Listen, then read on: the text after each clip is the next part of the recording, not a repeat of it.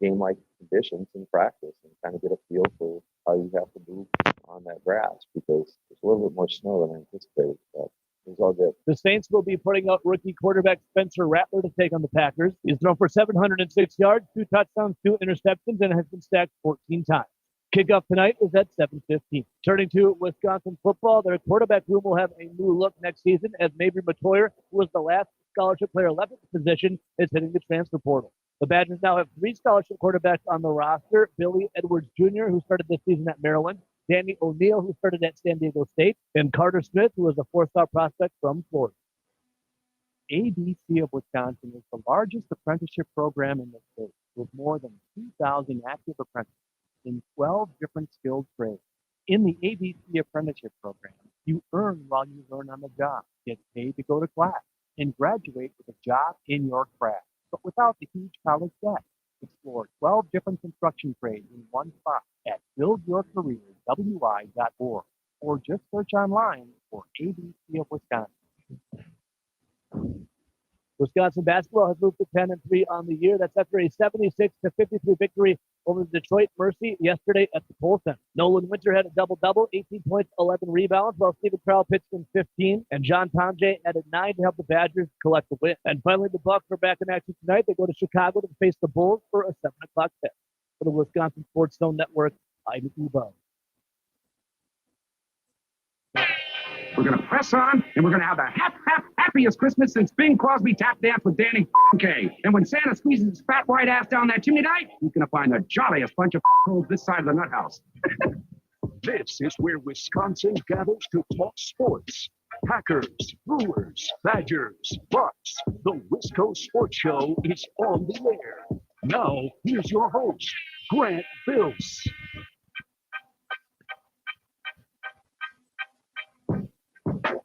This week begins our Home for the Holidays tour. A couple live shows this week, and I'm up doing some broadcasts for our Eau Claire audience, Sports Talk 105.1. And Sports Talk 105.1, WAOI, it's a little bit different than WKTY down in La Crosse, where I spent a good number of years. Our flagship station, WOZN in Madison, where I am currently stationed. I think of Clemhead Mike or Uncle Packer. Yes, I'm stationed. I hope that's not an inappropriate use of that word. They run Jim Rome in the afternoon, CBS Sports Radio, or the Infinity Sports Network, as they rebranded in the last year. And up in Eau Claire, on Sports Talk 105.1, WAYY, it's Fox Sports Radio. So I was listening to Doug Gottlieb a little bit on my drive to the broadcast today. Weirdest thing, he called this the Nobody Sports Show. Rude, I thought personally, but if recent history has told us anything about Doug Gottlieb's pregame comments, bodes pretty well for the show today. I like our chances. Maybe we'll end up like Michigan Tech last week, able to knock him. He didn't actually say that. And he didn't actually say that technically about Michigan Tech, to be fair to Doug Gottlieb. And I know with the results at Green Bay, nobody is interested in being fair to Doug Gottlieb. Just thought that was interesting. The Nobody Sports Show. Rude, but that's fine. I'm a grown man. I'll take it in stride. This is the Wisco Sports Show. My name is Grant Bills from broadcasting live at Kai Chevytown in Menominee, Wisconsin. The north side is just off 94, as I often tell our Eau Claire audience. It's like 60 seconds from exit 41 off the interstate. And I'm positioned right here in the showroom. I got a Corvette to my right. I'm surrounded by, I got a couple Corvettes around me. I got a couple trucks as well, some custom jobs here in the showroom, and they have me stationed, there's that word again, at one of the desks that they have around. And I was talking with Nate, one of the sales reps, for 20 minutes. Turns out one of their salespeople is from Westby, so here I am, hours from WKTY and La Crosse, where I used to live, finding someone who can talk about fishing and the Westby ski jump and all that stuff.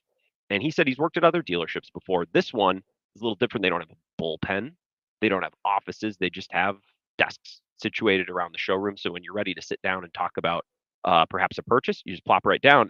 I'm worried someone's going to try to come buy a car for me, and I'll try. I'll try to earn a little commission. I mean, this Corvette, I don't know anything about cars, but by the looks of it, it's got a big engine. I would guess. It's got a big engine. The Red Tag sales event is going on not just through the end of the year. It's actually going on through the 2nd. So they'll be closed on New Year's Day, but if you're busy and you can't you'll have that one extra day to come in and take advantage of those deals. So give them a call or go online at ChevyTownUSA.com or stop in and see them. They're closed Christmas Day, they're closed New Year's Day, but they'll be open tomorrow and they'll be open on New Year's Eve as well. And if you're not looking to take advantage of that red tag event, perhaps for the purposes of buying or leasing a new ride, and there's lots of specials and financing rebates that they're offering with that stuff. But Kai's has been, helping people get in their cars for 3 generations now. They also realized that, cars are supposed to last too. So those red tag event specials, let's say, often apply to a lot of maintenance services as well. So if you want to come in, get your oil changed, get your tires rotated, all that stuff, especially, and I'm talking to parents, and I can speak to this because my dad's always asking about the status of our cars when we're home. If the kids are home for the holidays and you want to get their cars in, because do you really believe your kid is watching the gauges and taking it in for service when they're off at college or living hours away? Well, you can bring them in when they're home over the next week or so. Those specials will run through the second of the year as well. So again, ChevyTownUSA.com, or there's just a minute off of 94 on the north side of Menominee. I think the live stream is up and running. Facebook, YouTube, Twitter, at Wisco Grant. You can comment and interact with the show that way. We're on the road this week, so won't be able to take any phone calls, which I know some of you will absolutely adore. Some of you not so much, but that's fine. Can't please everyone at the same time. You should be able to comment. I think I think everything looks okay. YouTube and Facebook, the Wisco Sports Show with Grant Bills, and on Twitter as well, at Wisco Grant. I'm between a couple Corvettes. I got a truck in front of me. This is pretty cool. And I like the studio that I'm in every night too. Don't get me wrong, but it's fun to mix it up. I want to talk about some of the NFL games before we get to Packers Saints, which is just hours away, as you heard Ebo talk about in the update. And I'm really looking forward to this game tonight for a lot of reasons. It's at Lambeau, under the lights. The Saints are not a good team in the first place, and all their good players are hurt. Oh, yeah, and they don't have a real coach, although I don't know that their actual head coach that they fired earlier this year was that great anyways. So this team's a wounded animal, and I'm thinking we might hopefully have our first real blowout and party at Lambeau Field. I'm hoping, oh yeah, America's Booth, Joe Buck and Troy Aikman on the call as well. So really looking forward to tonight. And we have another hour and 10 minutes to talk about that, but it was such a busy weekend of football. I think we would be remiss if we didn't discuss some of the games and some of the matchups, both in the NFL and in college this weekend. And I know if you were traveling home to see family or you were gathering around with each other, you were happy to have those football games on, right? And the NFL is so stupid. It's stupid in a very good way. Like, I don't mean it negatively necessarily. There were people yesterday and some family members and friends I was around. There are people with hundreds of dollars invested in fantasy football. And you might think, well, that's stupid. Okay, but a lot of people play fantasy. A lot of people have a lot of money on the line. And a lot of people gamble on these games as well. And these folks are white knuckling games yesterday like Indy, Tennessee. Imagine investing hundreds of dollars or having hundreds of dollars on the line in fantasy football. And it's like today, the game that's going to decide it all is the Titans and the Colts. Neither team. Now, the Colts might make the playoffs, but I mean, the Titans are awful. And these are the games. Tajay Spears. Imagine starting Tajay Spears yesterday. It's like I got hundreds of dollars on the line. And the Falcons defense getting some pick sixes against Drew Lock. Like, these are the games that are deciding millions of dollars. And these are the games that people are glued to. The Carolina Panthers and Kenny Pickett and the Commander. Like, this is what we had on yesterday. And that would never work in the NBA. That would never work in Major League Baseball. We just stopped watching. We'd do anything else. And there were some games on Saturday. And with the Packers playing tonight, right, we're feeling, I thought, the lack yesterday in the Sunday slate of no Chiefs, no Packers, no Ravens. Detroit was playing and Buffalo were playing, but they were kind of hiding in these second-rate games. Detroit and Chicago, a team that's been dead for months now. And Buffalo playing the Patriots. Now, that turned out to be a kind of close game, but no one was really like, who I got to watch is Drake May and Gerard Mayo and Alex Van Pelt versus Josh Allen. So we just had a lack of A-plus games yesterday for lots of different reasons. And yet, I'm sitting there at noon, handout, bring me Rams, Jets, bring me all of the matchups on Red Zone, none of which were, right, high level, nothing like that. And last night, Sunday Night Football, was Baker Mayfield versus Cooper Rush. And all day long, I'm like, that game's probably going to stink, right? Buccaneers are probably going to win, but even if they don't, like, what does it mean? It's Cooper Rush. And I read Twitter after the game last night, and I was reading what was being written by football people, the scribes, right, and bloggers and podcasters, and it was all, what an incredible game. What an amazing football game. And it was Cooper Rush and Baker Mayfield. And again, that would never work in other leagues, because if that was an NBA matchup last night, what people would be saying at 10 o'clock after the game's over? People would be saying, well, they'd be saying nothing because nobody would have watched, right? And yesterday, we were locked in on all these second-rate games. Now, I think the game I was most interested in, and we could talk about this for a couple minutes, was Minnesota-Seattle. And it's a nice comparison, right? Because the Packers were out there last weekend and played really, really well. And the Packers go to US Bank this coming weekend. So I think that was a little bit of a nice measuring stick for Packers fans yesterday without a dog in the fight, right? Packers play tonight on Monday Night Football. So we're looking at the slate yesterday. Okay, what games really matter for us? What games are really important for us? It's like, yeah, the Vikings in Seattle is probably the one we're going to be most focused on. And I watched it with a family of Vikings fans, the in-laws, and I sat there quietly cheering against the Vikings. Obviously, that kind of felt like most Vikings games I've watched this year, right? And I tweeted something about this earlier today at Wisco Grant, a little visual aid, a little graphic. And maybe I'll save it and I can throw it on the live stream after this first break. I don't want to do it right now, but there's a timeline to a lot of these Vikings games that I've watched where Darnold plays awesome and he's ripping the ball down the field. And Justin Jefferson, you're like, oh my God, Kevin O'Connell, Brian Flores, there's so much talent. There's so many prestige, right? Platinum level players, A+ players. And then the coaches, we all agree that Kevin O'Connell is really good. And Brian Flores is so respected and probably going to get another crack at a head coach, or at least he's going to be really, really highly compensated by the Vikings and they're going to work really hard to retain him. Right. So all this talent. And then it's close at the end, and I'm left thinking, walking away from the game, it's like, yeah, Vikings probably, I don't want to say they should have lost, but they could have lost. Right. And they played all of these one score games, and they showed all the graphics at the end of the broadcast yesterday. Now, I'm not going to be Pete Bukowski sitting here and say, well, the Vikings got lucky again. There were a couple plays, and I'm cheering for Seattle too, because I want the Packers to be able to be in the seeding race with Minnesota. It's like, yeah, man, the Vikings are good and they're so talented and they're so well coached and they have so many high level A+ gold star level players. Justin Jefferson might be the best non-quarterback in football. And then the game ends and it's one possession. Like, man, I feel like the Vikings could have or should have, maybe the wrong word, could have, probably the right word, but as a Packers fan and owner, feel like, man, I wish they would have lost that game. Darnold made some unbelievable throws, including the game to kind of de facto win the game to take the lead to Justin Jefferson. Justin Jefferson is unbelievable, and he's leagues better than any Packers wide receiver, right? And then, one of the biggest plays of the game, Darnold gets smoked and he's wrapped up and he's going to get sacked, and the Seahawks defense is going to have an awesome opportunity to get off the field. And then, a hand comes down and gets Darnold across the face mask. So the sticks ends up moving, first down, the Vikings keep going. And I know a lot of Vikings fans still are thinking back to that non-call face mask against the Rams. But it's like, man, Darnold's lucky that a hand got his face mask. Otherwise, who knows? So the Vikings are uber talented and so well coached. And still, I left that game yesterday thinking, God, one of these weeks, one of these teams has actually got to down the Vikings, right? Somebody's actually got to beat them. And it just really hasn't happened yet. I mean, they're on track to go 15-2, for God's sake, right? The Vikings are excellent.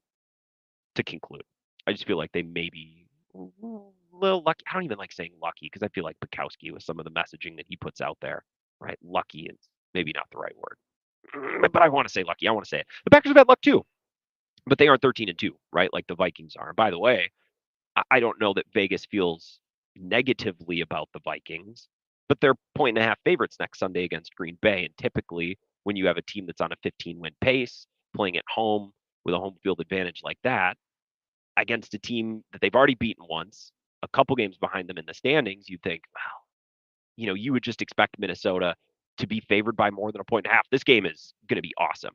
And it'll be especially awesome if the Packers, roll the Saints tonight, which they should. And we could talk about that for a couple minutes too here before we take our first break. If I'm going to sit here and nitpick the Vikings and talk about why, yeah, they won, but man, it feels like they got away with it, or it feels like they're skating by in these one possession games, which I half-heartedly believe and I half don't, because good teams win close games, bad teams lose close games. We've had game after game after game of evidence of that this year. And we've had a couple of years of evidence of that, not just with Darnold, but with Cousins and with every iteration of this Vikings team in the first couple of seasons of Kevin O'Connell. They've won close games. But I think the Packers tonight need to earn our Vikings nitpicks, and they need to earn our confidence and to validate our confidence going into next weekend. The Packers need to absolutely wipe the grass with the Skeleton Crew Saints team tonight. And I brought this up, I think, as early as last Tuesday or Wednesday. And we discussed this, not just on my show, but this was a talking point on Bill's show. And I see it was mentioned the title of his live stream again today. I think the Packers need some serious style points tonight. The one will count either way, but for the way that I feel about this team, confidence level that I have against them against the Vikings, and going into the postseason, it's like they really need to come out and blast a team by a large margin tonight. And this team is just begging to be blasted. They're without their best wide receiver in Olave. They're without their good deep threat in Shaheed. They're without Kamara, who's kind of their do. They're without Taysom Hill. They're playing Spencer Rattler, and they're in the cold. And I know we did the Elements song and dance with the Lions. Like, well, man, can they get to Jared Goff in the rain? Can they? But this is different, right? This is a team that plays in the South in a dome, and they're not good. Lions are a really good team. They're just not used to playing in the elements. They're good enough to go and win in the elements. We were just trying to find a reason, like, oh, maybe the Packers could, maybe this is different. This is a team that's not good. They're not well coached. Everybody's hurt, and you're getting them out of their element. So I think the Packers have the coaches, they have the weaponry to go toe to toe with anyone in the NFC. And if that's true, then I think they really need to come out and absolutely blast the Saints tonight. And I'm going to a supper club right after the show tonight and have an old fashioned. I'm going to watch with some friends, which normally I don't often go to bars for the game, just because it's so great to watch at home on the couch. Like the NFL is incredible for that. But I'm expecting a party atmosphere at Lambeau tonight. And by the third or the fourth quarter, like I want to see some Malik Willis. I know that's a really high bar, and I know a lot of folks are worried about a trap game. I've said, I think repeatedly this season, that I just don't believe in trap games in the NFL because it's the NFL. Every team can beat any team on any given Sunday. I mean, we watched the Patriots hang around with the Bills yesterday, for God's sake, except for the Giants, right? They might be an outlier. They're the one team that could be 16.5-point dogs, and I'm still going to take the Ravens laying that number, and they cleared it evenly or easily last weekend. But in most instances, and yes, even against the Skeleton Crew Saints, which is the team we're going to see tonight at Lambeau, like any team can beat any team. So I don't really spend a lot of time talking about a trap game just because I think technically every game in the NFL is a trap game.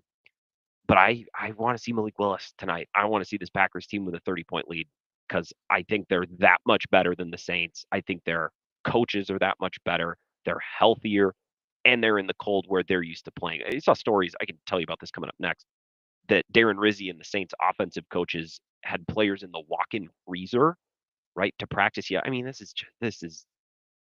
should be a blowout, the likes of which we haven't really seen. And yes, not even against the Dolphins or the Niners. This one should be next level. 608-321-1670. Send me a text. Not able to take your call tonight, but I'll take as many texts as possible. I'll take your comments on live stream as well. I haven't really done a sound check. I hope it sounds and looks okay. I'm going to do my best. And if it doesn't work, then maybe it's just not meant to be. We'll keep the radio show going and we'll get back to live streaming next week. But I think it should be working okay. So you can comment on YouTube and Facebook as well, and Twitter at Wisco Grant. Let's take a couple minute break. We'll come back. We'll continue the Wisco Sports Show next, broadcasting live at Kai's Chevytown, continuing to get ready for Packers Saints. Be back in 3 minutes. This is the Wisco Sports Show with Brent Bills on the Wisconsin Sports Zone Radio Network.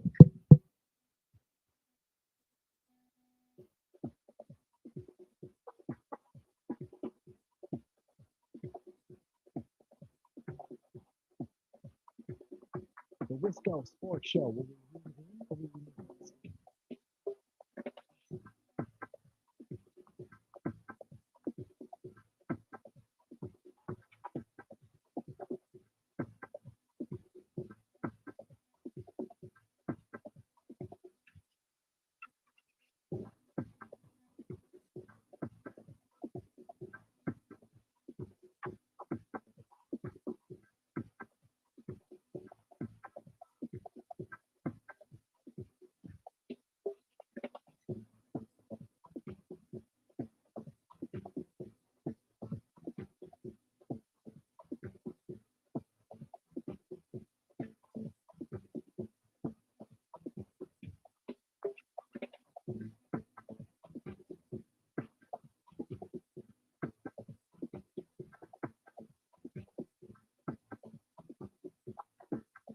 The Wisco Sports Show.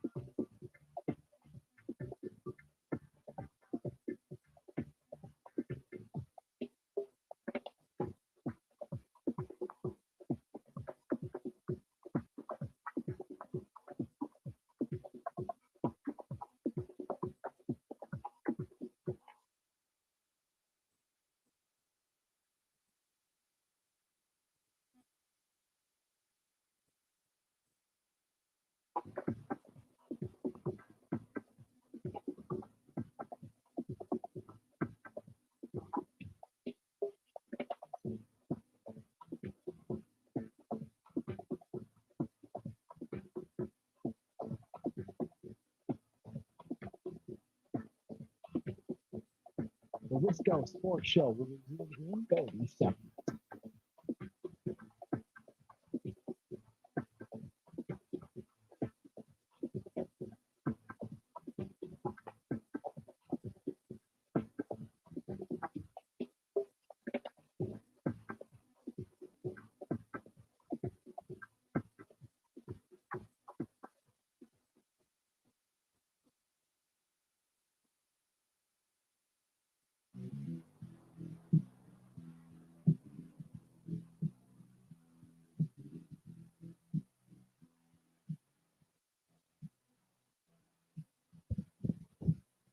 It's the Wisco Sports Show. Welcome back. My name is Grant Bills, broadcasting live tonight at Kai's Chevytown on the north side of Menominee. My mother is listening, as she does from time to time, not because she's the biggest sports fan in the world, but mothers, they love you. And she texted me, said, "Hey, everything sounds great tonight. Where is your energy? You sound quiet." Not to put my mom on blast here. I said, "Well, you know what, Mom?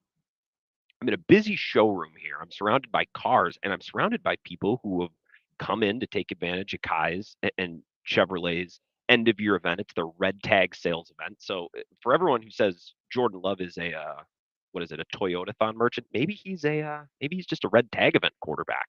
Lots of sales specials, rebates, and financing options that are very, very lucrative for purchasers or leasers. So it'll actually run through the 2nd of January. So if you're like, shoot, I'm out of town through New Year's, or maybe you're on the Christmas vacation schedule, which I never understood about that movie.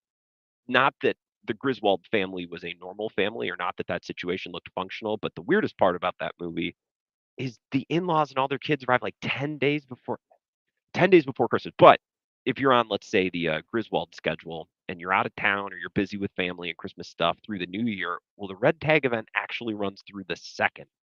And here at Kai's, they're open on Christmas Eve tomorrow. They're open on New Year's Eve.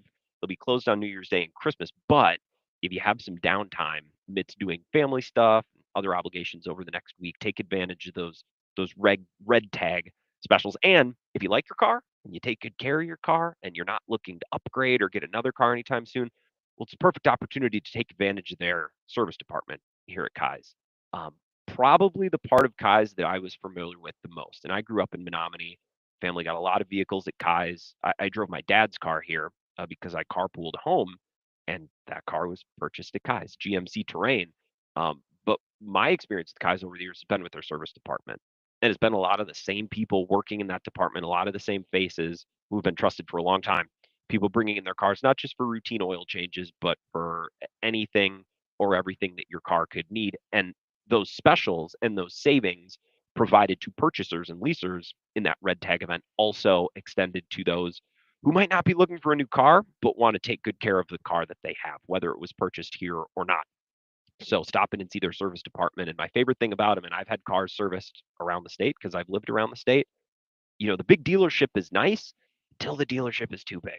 And then you pull up for your appointment in the morning of, and there's 16 doors and there's 4 different offices. And you're like, I was kind of just expecting to pull up. Like, I was kind of hoping this would be easy and obvious, right? And at Kai's it is. They have all the amenities and the facilities and the staff to get you in and out and to make it seamless, and the technology to shoot you text updates and all the things that are afforded to people who have their car serviced at huge, huge dealerships.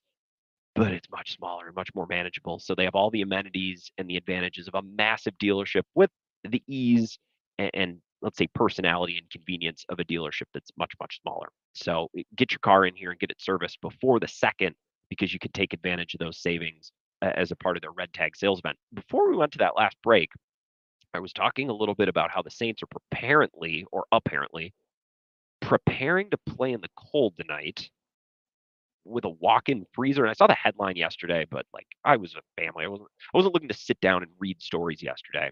But I'll give you a little bit from Catherine Terrell, who covers the Saints for ESPN. The New Orleans Saints had an unusual way of preparing rookie quarterback Spencer Rattler. Oh yeah, by the way, they're starting Spencer Rattler tonight, who stinks, for a Monday night game against the Packers in Wisconsin, where temperatures of 30 degrees or lower and potential snow are expected at Lambeau Field. For what it's worth, I can't speak to the weather in Green Bay. When I left my parents' house earlier this afternoon, I'm like, it's pretty nice outside. It's pretty warm. But if you grew up in the South, as many of these players did, and you're normally playing in a dome in New Orleans, like 30 might as well be negative 30 for those of us who are a little bit more used to the cold. Quarterbacks coach Andrew Janocko took Rattler and the rest of the Saints quarterbacks into the walk-in freezer in the team's cafeteria Saturday to run through plays. How big is this freezer? This morning, this is a quote from Rattler. This morning, Janocko took us into the cafeteria freezer where it was like 10 degrees. And we're going through the whole script in there. So we're just doing that. That helped a lot, Rattler said. So hopefully it's not 10 degrees, but we'll be ready. So did they just sit down in there and go through the play? There's some value to that. There's some value in trying to get comfortable when being uncomfortable, I guess, but it's not like you're getting under center. It's not like you're slinging the ball around, unless the Saints have the largest walk-in freezer known to man. Maybe they could. I don't know. Not familiar with their facilities. Janocko jokes that he got the idea after watching Cool Runnings. In the movie, a character sits in an ice cream truck to prepare for the conditions he'll face as an Olympic bobsledder. I love when they explain the movie, but they do so in like very formal sports writer language. But Janocko also said he had a lot of ideas to prepare for cold weather after coaching in the NFC North from 2015 to 2023. Quote, I think there's something we said about preparing for the cold so you're not shocked. And so it's not something surprising, he said. It's something that you deal with as far as you prepare for the opponent, you prepare for the venue. So I just thought it was good to do something a little different. At this time of the year, it's fun to do different stuff, which, by the way, that sentence right there, at this time of the year, it's fun to do different stuff. What he's really saying, I can translate here. He's saying, we've been so bad this year and lost so many games, and so many coaches have been fired, and so many players have gotten hurt. Why not dick off a little bit and sit in the walk-in freezer? Because what's the difference? And it makes for a fun story. That's what he's saying. It's a long season, and sometimes other than just sitting in a meeting all day, day after day, just doing something different, changing up the scene. Guys thought it was hilarious. The cafeteria workers thought I was out of my mind. I swear, if the Packers don't blast this team by 25 at least tonight, I'm going to be disappointed. Rattler will start his first game at Lambeau in the place of the injured Derek Carr, who was ruled out Saturday. Alvin Kamara also out. Both players missed practice all week, and that doesn't include players they've already lost, like Taysom Hill, and they've lost Olave, and they've lost Shaheed. So they are not weaponless, but they are limited in terms of their offensive weaponry. Rattler started the second half of the 20-19 loss to the Commanders last weekend after the Saints benched Jake Haener after one half. I wonder why they did that. Haener, not quite good enough. This will be Rattler's fourth start of the season. The rookie started 3 games earlier in the year when Carr was out with an oblique strain. Carr had not progressed, and this is just here's a quote from the coach, and then we can get back to discussing this game. But I wanted to give you these details about the walk-in freezer because it's kind of funny. Last couple of days have definitely been encouraging, Rizzi said. Carr is starting to get some of the grip strength back and all that. I just felt like in talking with him and the medical staff, we're certainly inching closer. But with where he is right now, I just didn't feel like we had enough time on task to get out there and perform what he wanted to perform. I just feel like with the way that it is right now, but he has improved. Okay. So if we are quoting or referencing Cool Runnings in a story about how the Spencer Rattler-led Saints are supposed to excel or perform in the cold at Lambeau, it's not even going to be that cold, right? I'm not sitting here telling you that the Packers should blast the Saints tonight because they got him in the elements. They got him in the cold. I don't know that the Packers are the best equipped team to play in the elements. I don't know if their personnel or the brand of football that they play screams winning on the frozen tundra. Now, I think Josh Jacobs compared to Aaron Jones, and Aaron Jones is great. I hate every time that I have to compliment Josh Jacobs and talk about how he's good. It seems like it's a slight to Aaron Jones. It's not. Josh Jacobs is a little bit more physical. He's a little bigger. So he brings a level of physicality that they haven't really had in the past. And it's a run game that gives you hundreds of different looks, right? As we've talked about a lot. And all sorts of words have been used about that running game. Dan Orlovsky, a couple weeks ago, I played you that cut where he called it diabolical, right? We've heard panelists from ESPN. Anytime I hear this sound, I'm going to cut it. I'm going to play it for you. We use it as a bumper to come back for break or whatever, just to get a sense of what folks are saying about the Packers outside of Wisconsin. It's a diabolical running game. It's a creative, multifaceted. A lot of people say multiple. It's very multiple, which grammatically in my brain doesn't really, it's not my favorite word, but I get what they're trying to say. Right. So all the different looks that the Packers can use to come downhill. And I think Jayden Reed in the running game, we've talked for the last month about how Jayden Reed's usage in this offense has become a little bit more limited than most would prefer. And I think that's smart. They got a lot of mouths to feed, but Jayden Reed is terrific. Getting him involved in the running game too, with some of the side to side stuff. And we talked with Eric Baranchek last week. I was in for Bill on Monday. He was sick. And Eric Baranchek does the After Further Review podcast and the film breakdowns with Pete Doherty of the Press Gazette, who's excellent in his own right. And I told Eric, so they came out against the Seahawks and was pounding with Josh Jacobs, just running the ball down Seattle's throat. What changed in the second half, right? What adjustments did Seattle make? And he said, well, they really started to pinch, meaning they would bring more bodies and they would really try to shoot those gaps aggressively. And my dumb brain would consider that a run blitz.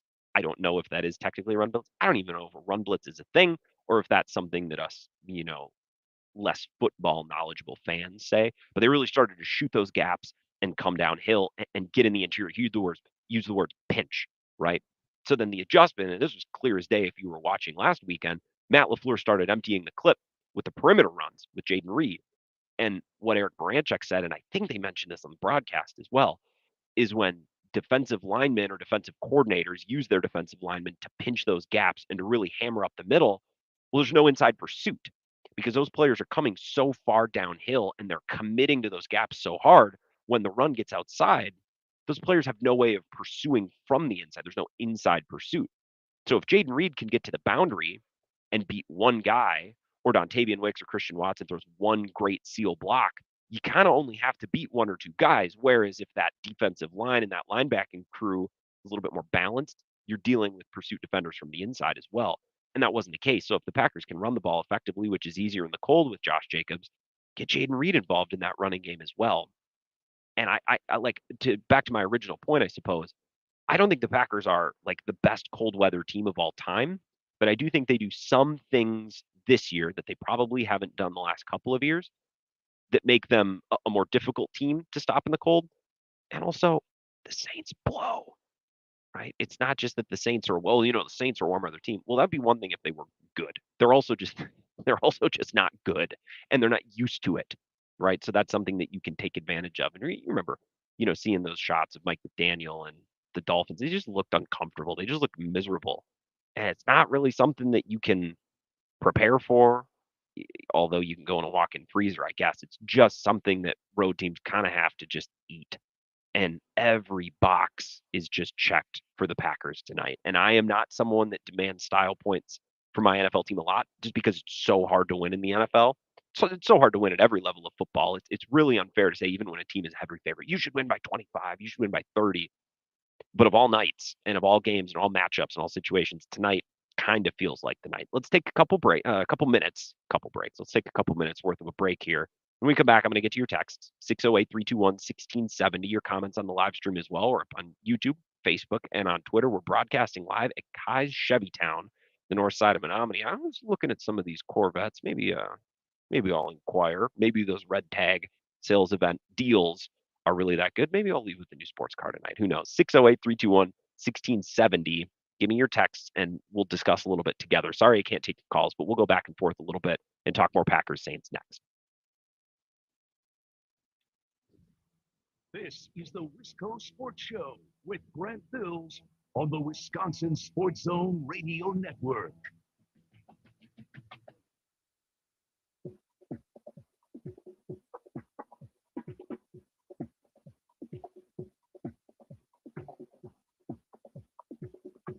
The Wisco Sports Show will resume in 5 minutes.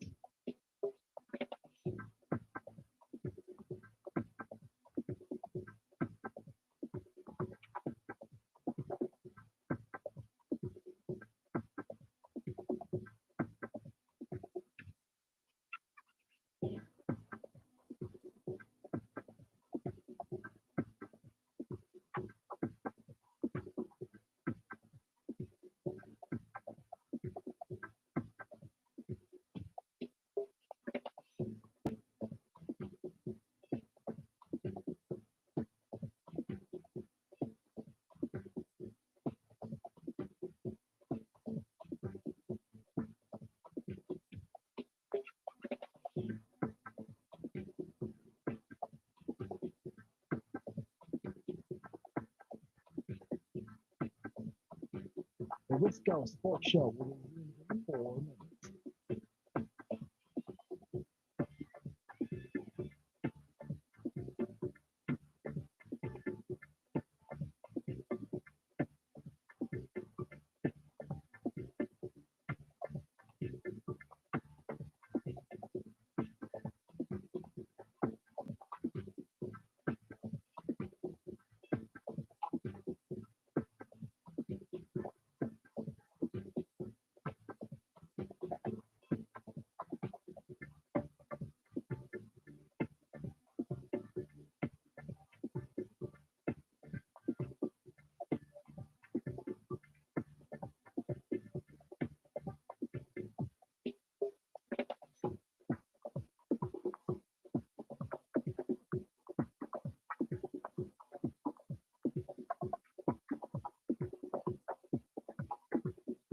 The Wisco Sports Show will resume in 3 minutes.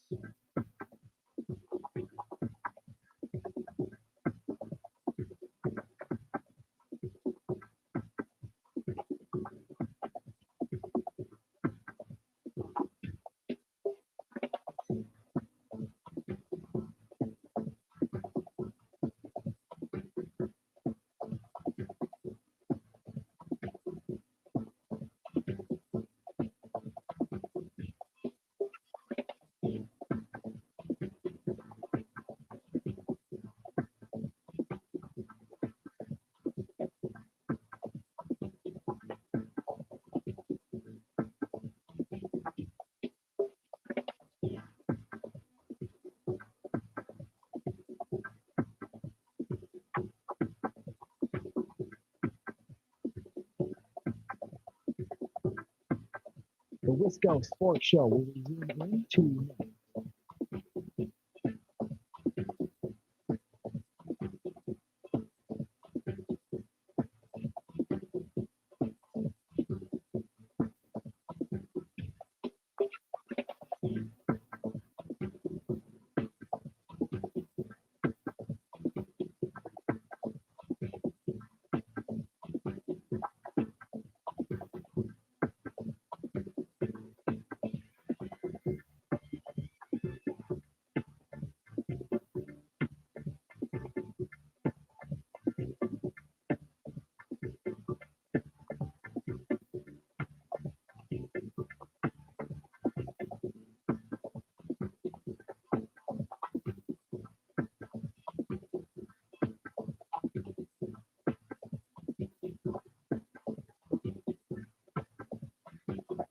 The Wisco Sports Show will resume in 1 minute.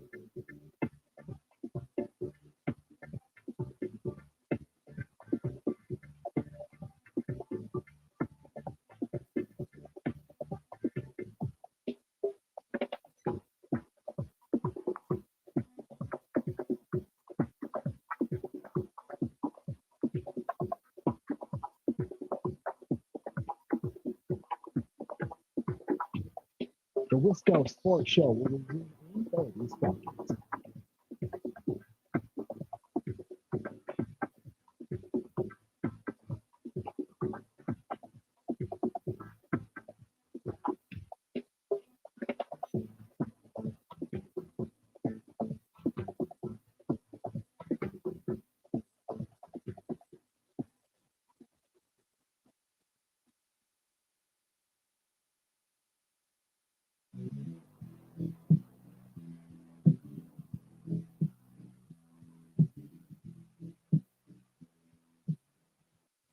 Wisco Sports Show.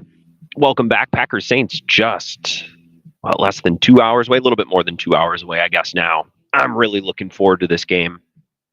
And the Sunday slate yesterday, as much as I love having NFL games on a Saturday, lacked a little pizzazz yesterday. And I say that with all due to the Vikings who were out in Seattle. That was an excellent game. This is not a shot at the Vikings. I'm not saying that you're a second-rate franchise or never won anything or not a premier television product. I would never say those things. Might think them.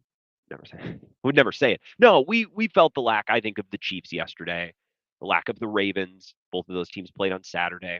We felt the lack of the Packers. Now I'm a Packers fan, but the power of that brand and the fun kind of offensive product that they put on the field, I think we felt the absence of that yesterday. It felt like it felt like the noon slate was like half a sandwich, short of a picnic. It's like, where's the Chiefs game or the Packers game?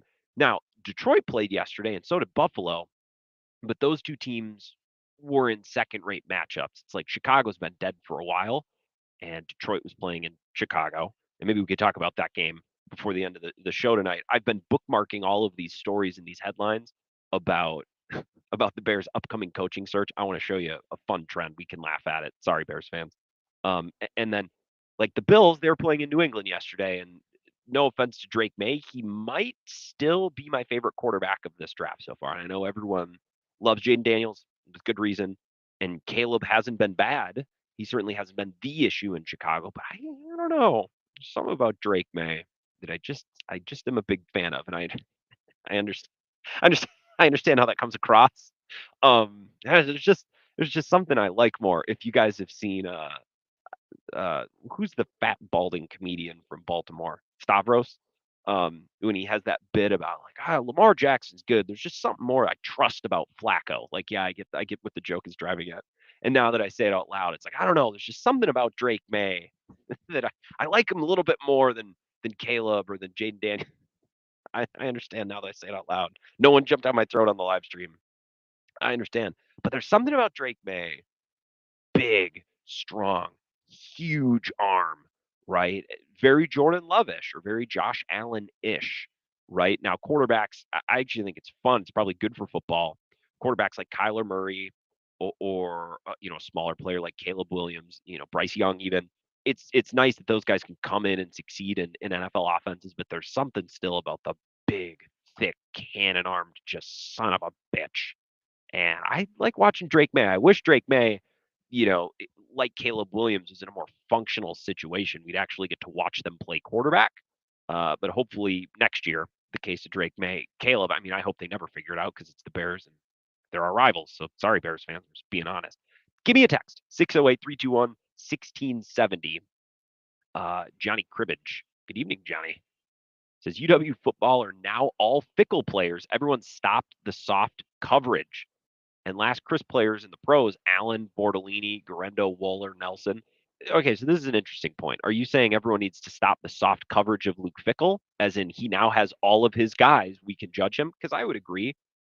I think that's a little bit of a fallacy to say, well, Fickell's got to get all his guys in there. Okay. So he's got a couple classes, but a big percentage of some of his best players from those classes have already left. So, like, do we need how long can we wait, right? Because while we wait for, let's say, the class of 2023 or 2024, I guess, like, the previous classes are jumping ship. Mabry Mettauer left and Kamoi Latu left and kind of took some pot shots at the Badgers on their way out the door. And I don't really know how to feel about it. It doesn't hurt my feelings or offend me or anything like that. If you're watching on the live stream, I'll throw the tweet up. He had a nice little exchange with our Jesse Temple. Kamoi Latu tweeted in his presumed transfer announcement, I guess. I didn't see a statement or a graphic. He just tweeted, this is earlier this afternoon. Huge shout out to Paul Chryst and Jim Leonard's staff for an amazing time at Wisconsin. Wisconsin will always have a special place in my heart, which is a funny tweet, given Paul Chryst hasn't been there the last 2 years. It's not like Kamoi Latu left when Paul Chryst left. He's been around. And Jesse, like the ace reporter he is, tweets it without any personal commentary. He says, well, this is an interesting parting commentary from former Wisconsin safety Kamoi Latu, considering a different staff was there for his last 2 years. And Kamoi Latu replied, don't forget I spelt Leonard wrong. He did spell Jim Leonard wrong in his original tweet. So not really afraid to let it hang out there on social media. He posted one more that I bookmarked here. And sorry, normally I have 2 monitors in front of me today. I just have my laptop, so kind of cavemanning it here. I'm in the Stone Ages. He tweeted in a response to Kedrick Stumbris. You might know him. He covers the Badgers for Athlon. He's a good follow. He quote tweeted and said, Kamoi Latu with a parting shot on his way out of Madison. And Kamoi Latu is like, no, it's not really a parting shot. I could say some things if you really want. You wouldn't be able to handle the things that I could say, right? Very Braylon Allen. It's like, one day you'll hear the truth. Like, well, is it really that juicy? Like, is it really? One day you'll catch me on a podcast really saying what's on my mind. You'll get the full story. Like, what? Okay, maybe. So Kamoi Latu really wasn't that good under Luke Fickell, and maybe that's the scheme. Maybe I don't know, but it's yet another player who's left. So Johnny Cribbage makes a good point. Yeah, more guys leaving. Mettauer is an interesting case. I guess I just don't know how to feel about certain quarterbacks transferring because I believe playing as a true freshman is still like guys shouldn't expect to play as true freshmen, probably, right? But then he had to sit there and watch Braden Locke all year, who was poor, to put it politely. He was awful, right? He got a bunch of passes batted down. He fumbled. He threw picks. He actively, I think, was the reason they didn't beat Oregon. That game was dying. I mean, think back to that Oregon game. I don't want to relitigate a really bad and kind of boring Badgers season. Like, it's not like it's, an electric point of conversation. But think back to that Oregon game. That game was dying. That game was on the vine, just begging to be picked, and the Badgers couldn't do it because Braden Locke needed to make what, like 2 throws, couldn't do it. So if I'm Mabry Mettauer, and I don't know if he felt like he should have got a shot this year. I know a lot of fans thought that he should have got a shot this year. But the fact that he didn't get a shot tells me that he must have been that far away. And if he wasn't that far away, if Mettauer would have been able to come in and play and be better than Locke, okay, well, yeah, that's a huge indictment on Luke Fickell and on Phil Longo. So if Mettauer goes somewhere next year and lights on fire, but then he'll have another offseason under his belt. So I don't know. I don't know how to judge quarterbacks regarding their expectation of playing early. Now, Carter Smith is a higher level recruit, and I would imagine that he probably became the new apple of the Badgers' eye. And, Phil Longo is the guy who recruited Mettauer, and Zach Heilprin tweeted earlier this afternoon, and I quote tweeted it, said he dug up his old tweet from this last June or a year ago in June. It says, find someone that loves you like Phil Longo loves quarterbacks from Texas. And this was the list of quarterbacks that Longo brought in. Tanner Mordecai, Braden Locke, Nick Evers, Mabry Mettauer, and Landon Locke, all of which transferred out. Or in the case of Landon Locke, said, actually, never mind. I'm not coming. I'm going to go somewhere else. I've not been following the recruiting saga or the recommitment saga, let's call it, of Landon Locke. But yeah, not great. Mettauer's not great. Kamoi Latu needing to say things out the door, probably not a great look, albeit understandable. Right? If I'm a new coaching staff, I look at that a little sideways. It's like, I don't know. If you leave a place of work because it wasn't the right fit for you and you go somewhere better, I don't begrudge you. I don't think anybody begrudges someone for doing that. If you work at a company and you're like, not really my thing, this other company over here is a better fit, okay. I don't need you on social media telling everyone that, yeah, last place sucked, didn't like it.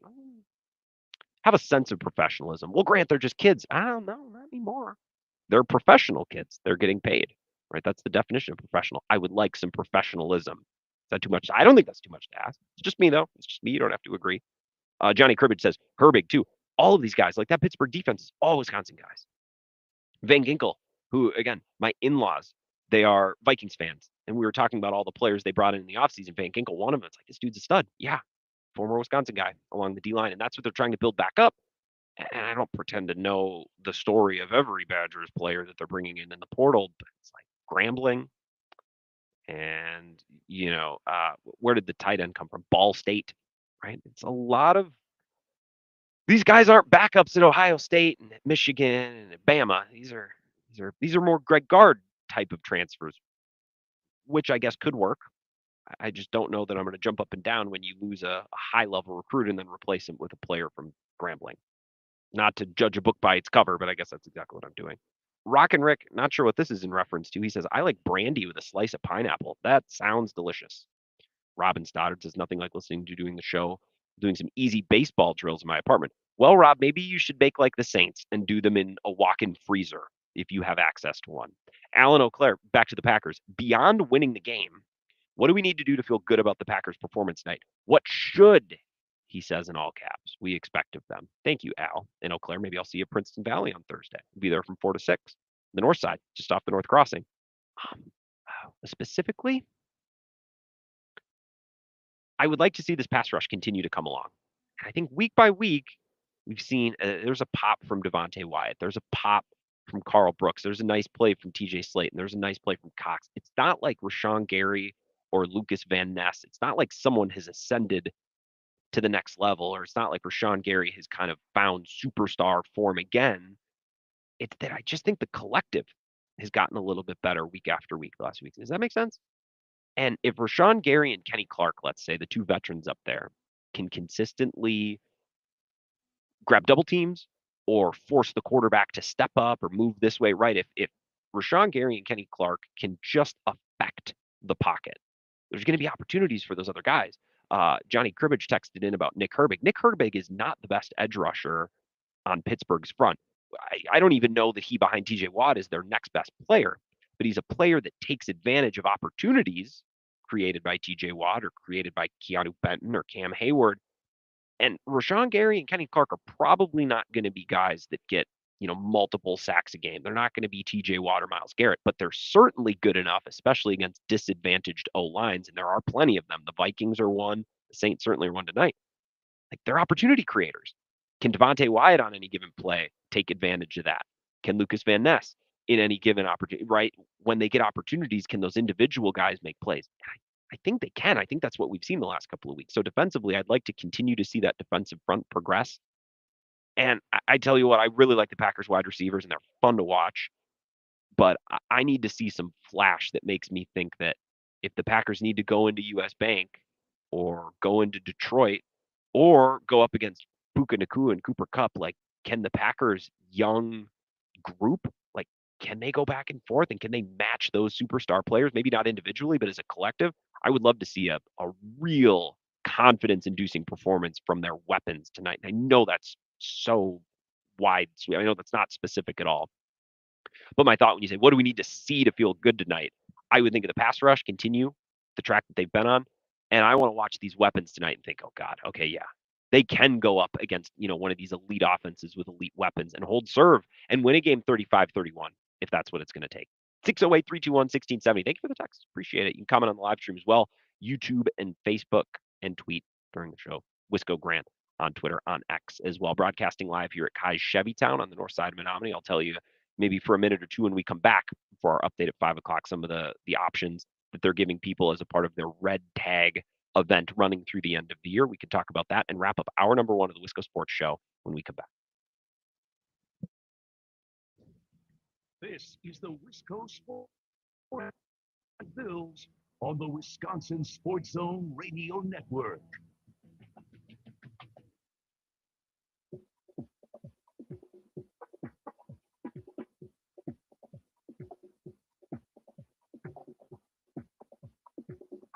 The Wisco Sports Show.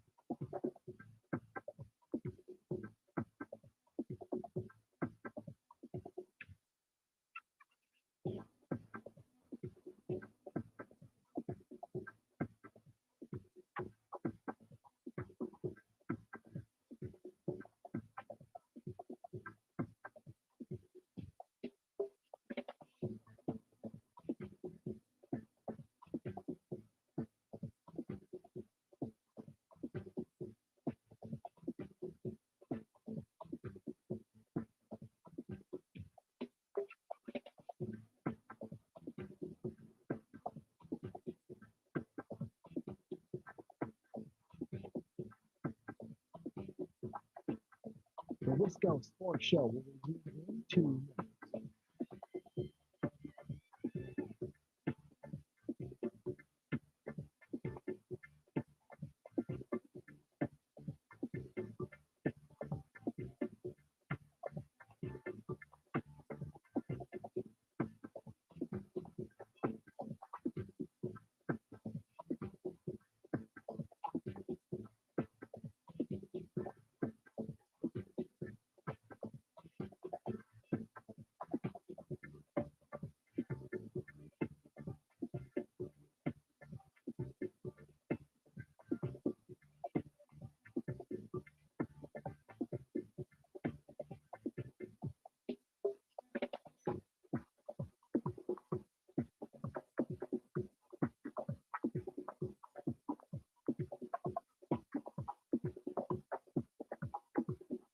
The Wisco Sports Show will resume in 1 minute.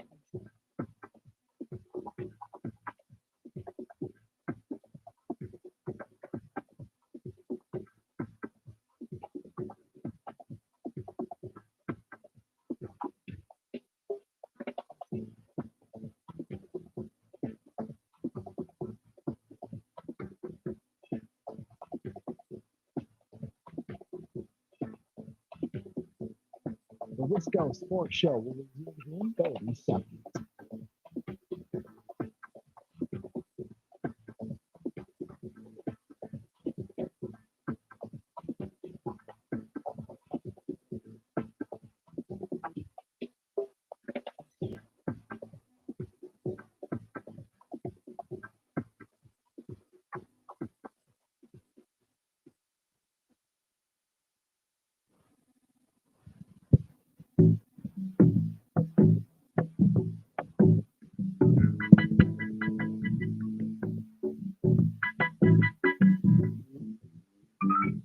the Wisco Sports Show. Welcome back. Our Home for the Holidays tour is underway. Now we're going to be off tomorrow and Wednesday for Christmas Eve and Christmas Day. We'll be back at it on Thursday at Princeton Valley in Eau Claire. And we'll be back in Menominee on Friday. This could get rowdy in a good way at Dean and Sue's out on the west side, just off 29. So hoping for big crowds at both places. Events are up on Facebook, on the Facebook page, the Wisco Sports Show with Grant Bills. So go get at those RSVPs, share them, forward them to friends, bring a group out. I might double up on fish fries, back-to-back nights, Thursday and Friday later this week. Now, tonight, broadcasting live with our friends at Kai's Chevytown, Kai's Chevrolet on the north side, and their Red Tag event, as I've been telling the folks up in Eau Claire, who listen on our Sports Talk station up there, Sports Talk 1051, about their Red Tag event that runs through the end of the year. So you're going to get, really, really good financing options and rebates and all sorts of savings on new cars and leases. And if you're not in the market for a new car, and most folks aren't at any given time, Kai's understands that's like, what, you going to buy a new car every year? Some folks do. Some folks like to mix it up. And if you're a car person, absolutely, and they'll help you with that. But they've been, helping people with cars for 3 generations in Western Wisconsin. They understand that, these cars for most people, they're going to last. They're good products, and their service department is second to none. And a lot of the same faces and names have been working in there for a long time. So you come to, expect a certain level of service, especially with some personality and some friendliness.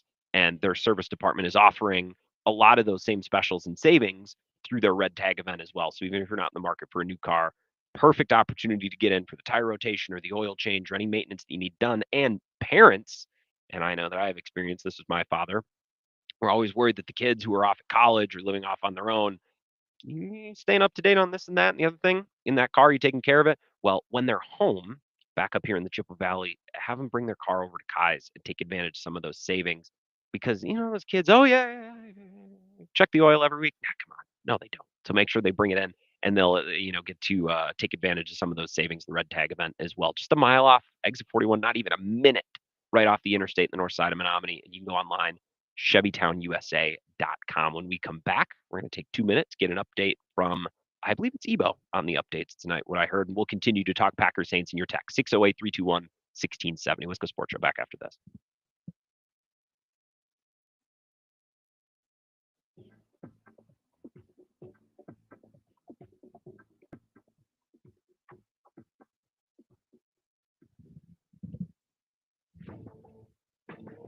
This is a Wisconsin Sports Zone update. Well, the Packers are tonight for Monday Night Football, and we might have some snow in the forecast as they're welcoming the New Orleans Saints to Lambeau Field. Packers head coach Matt LaFleur did talk about practicing in the snow late last week. That is one of the advantages here. We're going to play a game Monday night. Last I told, it could be like this. So why not get game-like conditions in practice and kind of get a feel for how you have to move on that grass, because there's a little bit more snow than I anticipated. But it's all good. The Saints will be putting out rookie quarterback Spencer Rattler to take on the Packers. He's thrown for 706 yards, 2 touchdowns, 2 interceptions, and has been sacked 14 times. Kickoff tonight is at 7:15. Turning to Wisconsin football, their quarterback room will have a new look next season as Mabry Matoyer, who was the last scholarship player left at the position, is hitting the transfer portal. The Badgers now have 3 scholarship quarterbacks on the roster: Billy Edwards Jr., who started this season at Maryland, Danny O'Neal, who started at San Diego State, and Carter Smith, who is a 4-star prospect from Florida.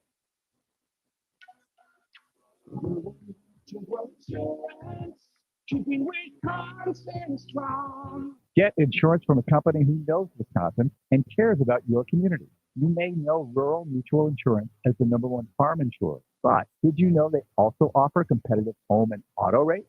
Visit ruralmutual.com to learn more about products and discounts.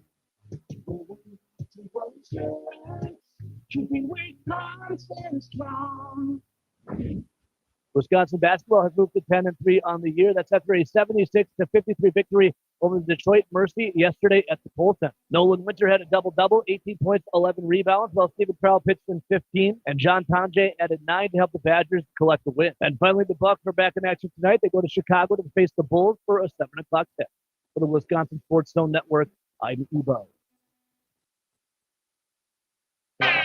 We're going to press on, and we're going to have the happiest Christmas since Bing Crosby tap danced with Danny Kaye. And when Santa squeezes his fat white ass down that chimney night, he's going to find the jolliest bunch of holes this side of the nut house.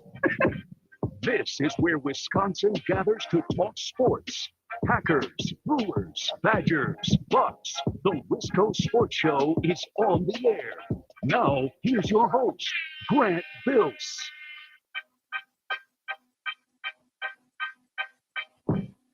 Doing my best to stay up on the texts tonight because we're not going to be able to take calls all week. And I know there's a portion of our audience, let's say, they don't like the calls. You'd rather not listening to the ramblings of Dave from Monona or Pete from Monona, which I believe that those two personally cancel each other out, but whatever, that's fine. You don't like the calls. Well, this is your week.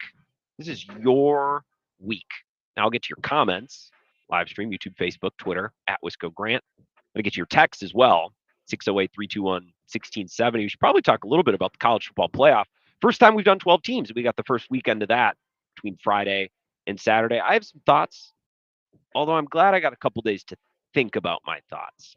Because most people just want to complain about everything. They want to say everything stinks and we should go back to the way that it was. And like, don't get me wrong, I have some complaints about the college football playoffs, but that doesn't mean that this isn't better than maybe what it used to be. That does not mean that we should necessarily go back to the BCS. Or maybe we should.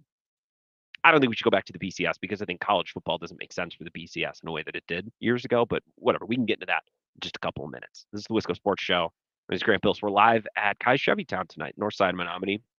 Online at ChevytownUSA.com. Be wise, see Kai's for the best buys. It's cool to be here because it's a friggin' sweet spot. I'm surrounded by Corvettes, and they got me at one of the sales desks out here. So if someone wants to come in, I mean, I don't know the password for this computer, but I could write it up by hand. I could sell it. It looks like this Corvette next to me, for example, is a bright red one. It's got a Z06 on the side. I don't know what that means, but it looks like it has a heck of an engine. And do you really care about the engine? Just look cool when you're driving it, right? Yeah, this is why I do radio and do nothing actually useful with my life. I could sell cars, don't know anything about them. But the folks at Kai's do. They've been doing this for 3 generations. So you can get in here and see them. They're just off of the interstate on the north side of Menominee. It could not be, I mean, it's a left turn and a left turn, and you're here. It's so fast. So if you're coming over from Eau Claire or traveling over from the Twin Cities, they've helped folks for quite literally 3 generations, the Kai's family has, and they're really, really good at it. And they're offering specials as a part of Chevrolet's Red Tag event through the end of the year, actually through January 2nd. So they're closed on New Year's Day, but they'll give you that one extra day to get in here and conduct any business, new purchase, new lease that you might be thinking about, you might be weighing, and service specials as well as a part of their award-winning service department. I've said before, as someone who now lives around Madison and Milwaukee, I get my car serviced down there, and those dealerships do good work. The dealerships that I've been to around there, don't get me wrong, but when you're at a bigger dealer, right, some of those service centers can have what feels like a dozen service bays and all of these, offices, and there's dozens of people at the desk, and they again do good work. It's just like I go on my phone, I make an appointment, and I make my appointment with Randy, and I make it for 8:00, or, whatever, fill in the blank name, and then I show up at 8:00, and I'm like, okay, I'm looking for Randy. There's half a dozen offices, there's 12, and it's overwhelming, right? Hey, guys, you make an appointment with their service coordinator, you pull up to the door. Well, there's 2 of them, they're right next to each other. You pull up, and the person that you made the appointment with is going to be standing right there at the desk. They'll welcome you in, and it could not be easier. Oh, yeah, but they still have all the amenities and technology that makes appointment, let's say, creation and appointment following easy. So, as I've said about their service department, I don't mean to beat you over the head with this. I want to get back to talk about the Packers, but it's got all the advantages of a big time dealership, but with a smaller, more manageable, more personal touch. My family's got their car serviced at Kai's for a long, long time, basically my whole life. So online at ChevytownUSA.com, BYC Kai's for the best buys. I was talking a little bit about the college football playoff, and I was watching a clip from Pardon My Take today, what Big Hat had to say about it. Look, I agree that the games weren't close. I agree that it's still probably better than a 14 playoff. It's definitely better than the BCS. For all the people that are clamoring to go back to the BCS or back to the 4-team, look, the BCS would be fine in 2024. Wouldn't be perfect, but it would be fine if college football was the same. If most players stayed in one place, and if most players played in bowl games, because it's what you do, it's another opportunity to play in a game with your brothers and to play the sport you love. If the approach by and large was still that way, well, then the BCS would just be fine. Sure, you might have a team like this year, maybe you get Oregon and Georgia in the national championship game if it was BCS style. And you might think, well, Tennessee deserved a shot or Ohio State deserved a shot. Okay, you're always going to be able to nitpick in a BCS or in a 14. Yeah. Well, if those teams really wanted a shot, then they should have won more games, right? It's a results oriented sport. Like you just got to win more games than everybody else, which is I think the problem that the 4 teams solve. It's like we know who the 2 best teams are. We'll allow 2 more for breathing room, and we'll get a national championship that's accurate and that's representative. Okay. The problem is if you did the BCS today and there was only one playoff game, which would also be the national championship game, well, then none of the other bowl games would matter because players are going to transfer or they're going to sit out because that's what college football has become. And, we can go back and forth until we're blue in the face and probably have sports talk radio. It's what we do. We go back and forth about whether or not that's okay and how you fix that. But that is the reality of college football. And playing a 14 playoff or playing a BCS and going back to Ohio State and Tennessee in the Peach Bowl, okay, well, that would be a great game. But if it's the Peach Bowl and not a college football playoff game, well, none of the kids are going to play in it and no one's going to care about it. Right now, maybe you could say that that's the tail wagging the dog a little bit. It's like, well, none of these kids care about these games anymore. So we got to put these kids in the playoff. Okay, fine. Maybe that's, the squeaky wheel getting the grease. And we don't have to like that. But I think it's a better alternative. I was most excited this weekend about Indiana Notre Dame because that felt to me like a new era game. That's not a game or a locale or a Friday night game. We wouldn't have gotten that in previous formats, right? Certainly not in Indiana, certainly not out in the snow under the lights on a Friday night. Like Indiana wouldn't have gotten into a 14 playoff. I don't think. Maybe they would have. We could argue, but I don't think with that schedule, a 1-loss Big Ten team that didn't even play in the conference championship game, I don't think that team gets in. I don't think they would have gotten in. So Indiana getting in kind of felt new. Their matchup against Notre Dame felt new. The locale, right? The time that the game was played on a Friday, it all felt new. And I'm like, well, this is the new era of college football. I'm really excited to see what that looks like, and I'm excited to watch that. Now, there were other games, of course, that we wouldn't have gotten in the past as well. Like we wouldn't have gotten Penn State, SMU. We wouldn't have gotten Clemson, Texas. Like those would have been bowl games in the past. But for me, personally, it felt like Notre Dame, Indiana was like, this is the shining beacon for this new playoff format that we've created, for better or worse. And I said on Friday, I know a lot of people don't agree with this. Personally, I just wanted to see Indiana lose because Curt Cignetti kind of seems like a tool. Oh, Google me. Like, okay, well, your best win was Michigan. You won by 5. It was at home. Like, this is 100% my personal taste. I didn't want to see the guy win.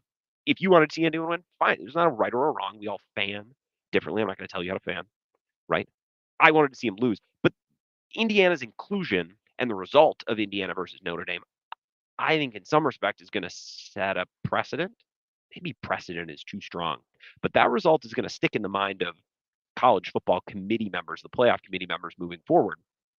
It begs the question, does the best team in the Big Ten with a worse schedule, or let's say the team in the Big Ten with the worst schedule, who's good, do they get a playoff spot? Like, is that team the team, because there will be a team every year that just had a similar season to Indiana, a team that doesn't have to play 4 or 5 heavyweights. Maybe they have to play 1, and they beat all the other ones, and they don't play a juggernaut in the non-conference. So we're left with a 1-loss Indiana team. The 1 loss was ugly, and it was Ohio State, but it's like, well, can we keep that team out, even though they didn't play in the conference championship game, and even though they didn't go undefeated? So moving forward, I just think that's going to be something similar to watch, because there's going to be a team most years in the Big Ten that has a similar season to the one that Indiana just had. And it'll be interesting to see how that team is handled moving forward.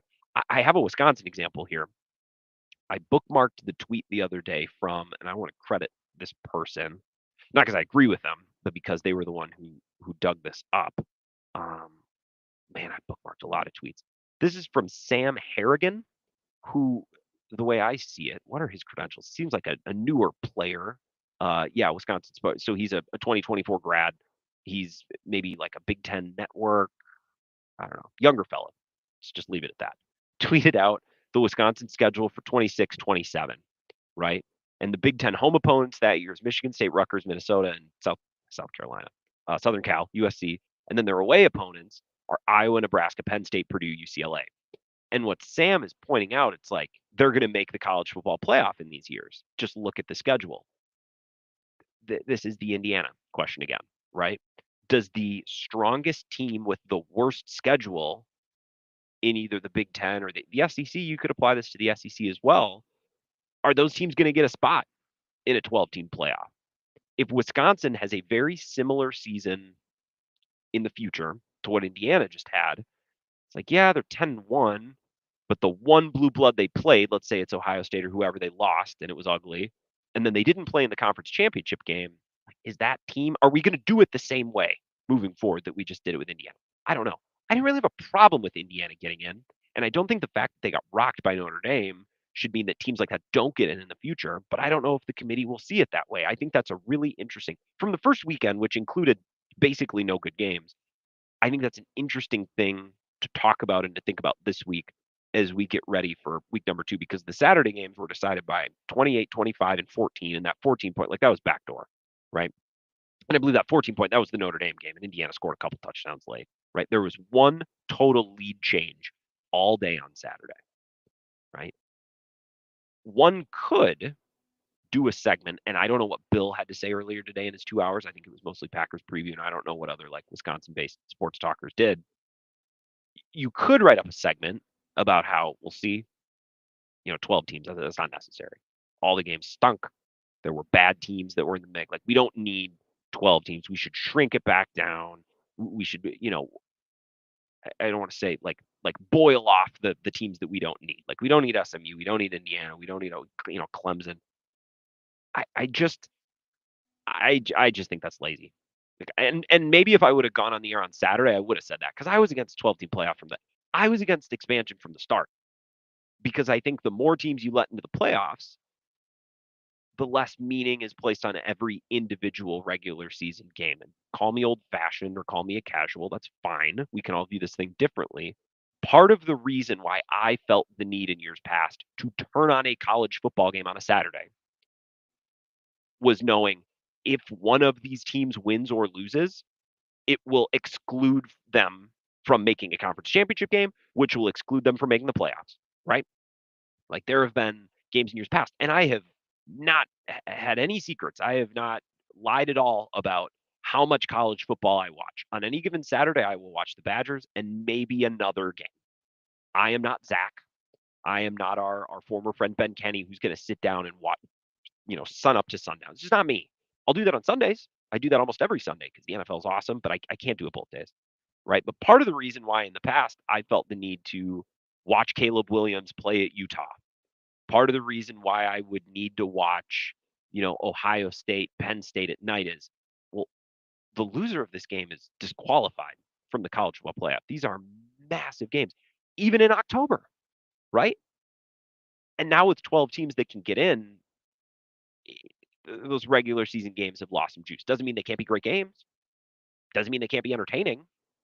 But I need a little bit more than that. When I'm already watching football all day Sunday, and when I've already allocated 4 hours to watch the Badgers, the type of fan, the type of consumer I am of college football, I need some real stakes to sit down and watch multiple commercial riddled, we're being honest, 4-hour broadcasts in which halftime is 45 minutes. Right? There really needs to be some mustard on the hot dog, and I think we took some mustard off the hot dog this year. Now, the hot dog might have gotten better. We've talked about this because this year we got matchups like Ohio State at Oregon. We would have gotten that in the past. That's cool. That's fun, right? So the games might be better. I just don't think the games meant as much this year. And for me, the type of college football consumer I am, that matters. Some folks might then argue, well, we need a smaller playoff. We need 4 teams. Or go back to the BCS. I saw a lot of that. And I don't think if you were to really ask people in their heart of hearts, like, do you really think we should go back to the BCS? Most people would say no. Some might say yes. I just think college football has changed the way that bowl games work, the way that players are on the move, the amount of players who are willing to play in a, quote, meaningless bowl game. It's different than it was 20 years ago. So 20 years ago, we could have the BCS, and you might feel like 1 or 2 teams thought, man, if we would have been considered, if we would have been in a 4-team playoff, we might have done it. Okay, that's fine. So let's just say we go back to a 4-team playoff. All right, we'll meet in the middle. If we have a 4-team playoff in 2024, a game like Ohio State, Tennessee is the Peach Bowl or whatever. And then half the kids aren't going to play in it because it doesn't mean anything. Whereas, a fringe level playoff game, that's a little bit different. Hey, Steve. Nice to meet you, Steve. Grandpa. Oh, well, here let's take a break. We'll take 3 minutes. We'll come back. We can continue to talk about college football. I'm gonna mingle a little bit, and I'm thinking about buying this Corvette, so I'm gonna give it a look quick. We'll be back in 3 minutes. It's Wisco Sports Show. We're live at Kai Chevy Town, north side of Menominee. This is the Wisco Sports Show with Grant Bills on the Wisconsin Sports Zone Radio Network.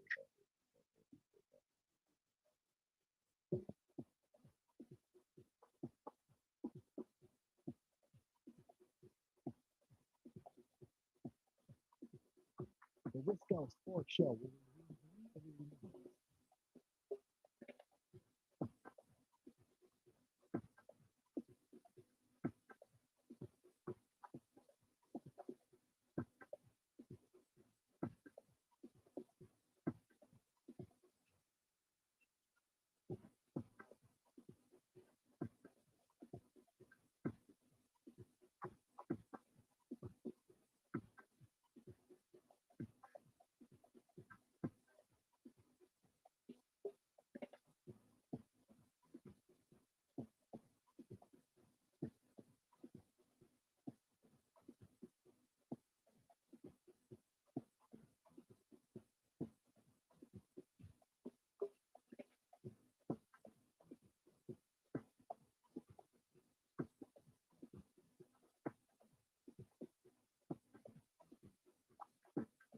The Wisco Sports Show.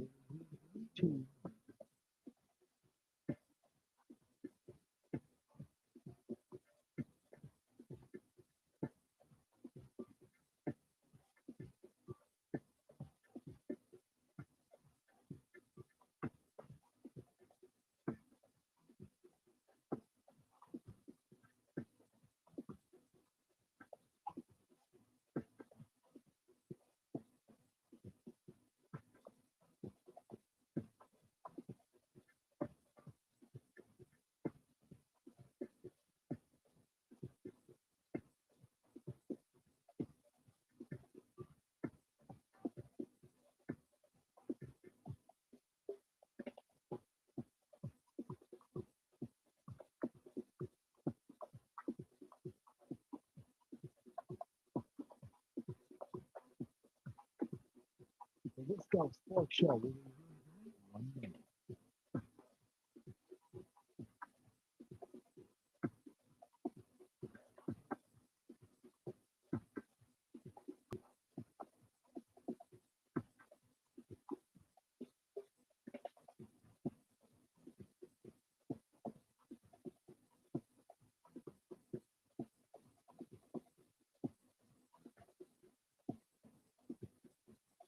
The Wisco Sports Show.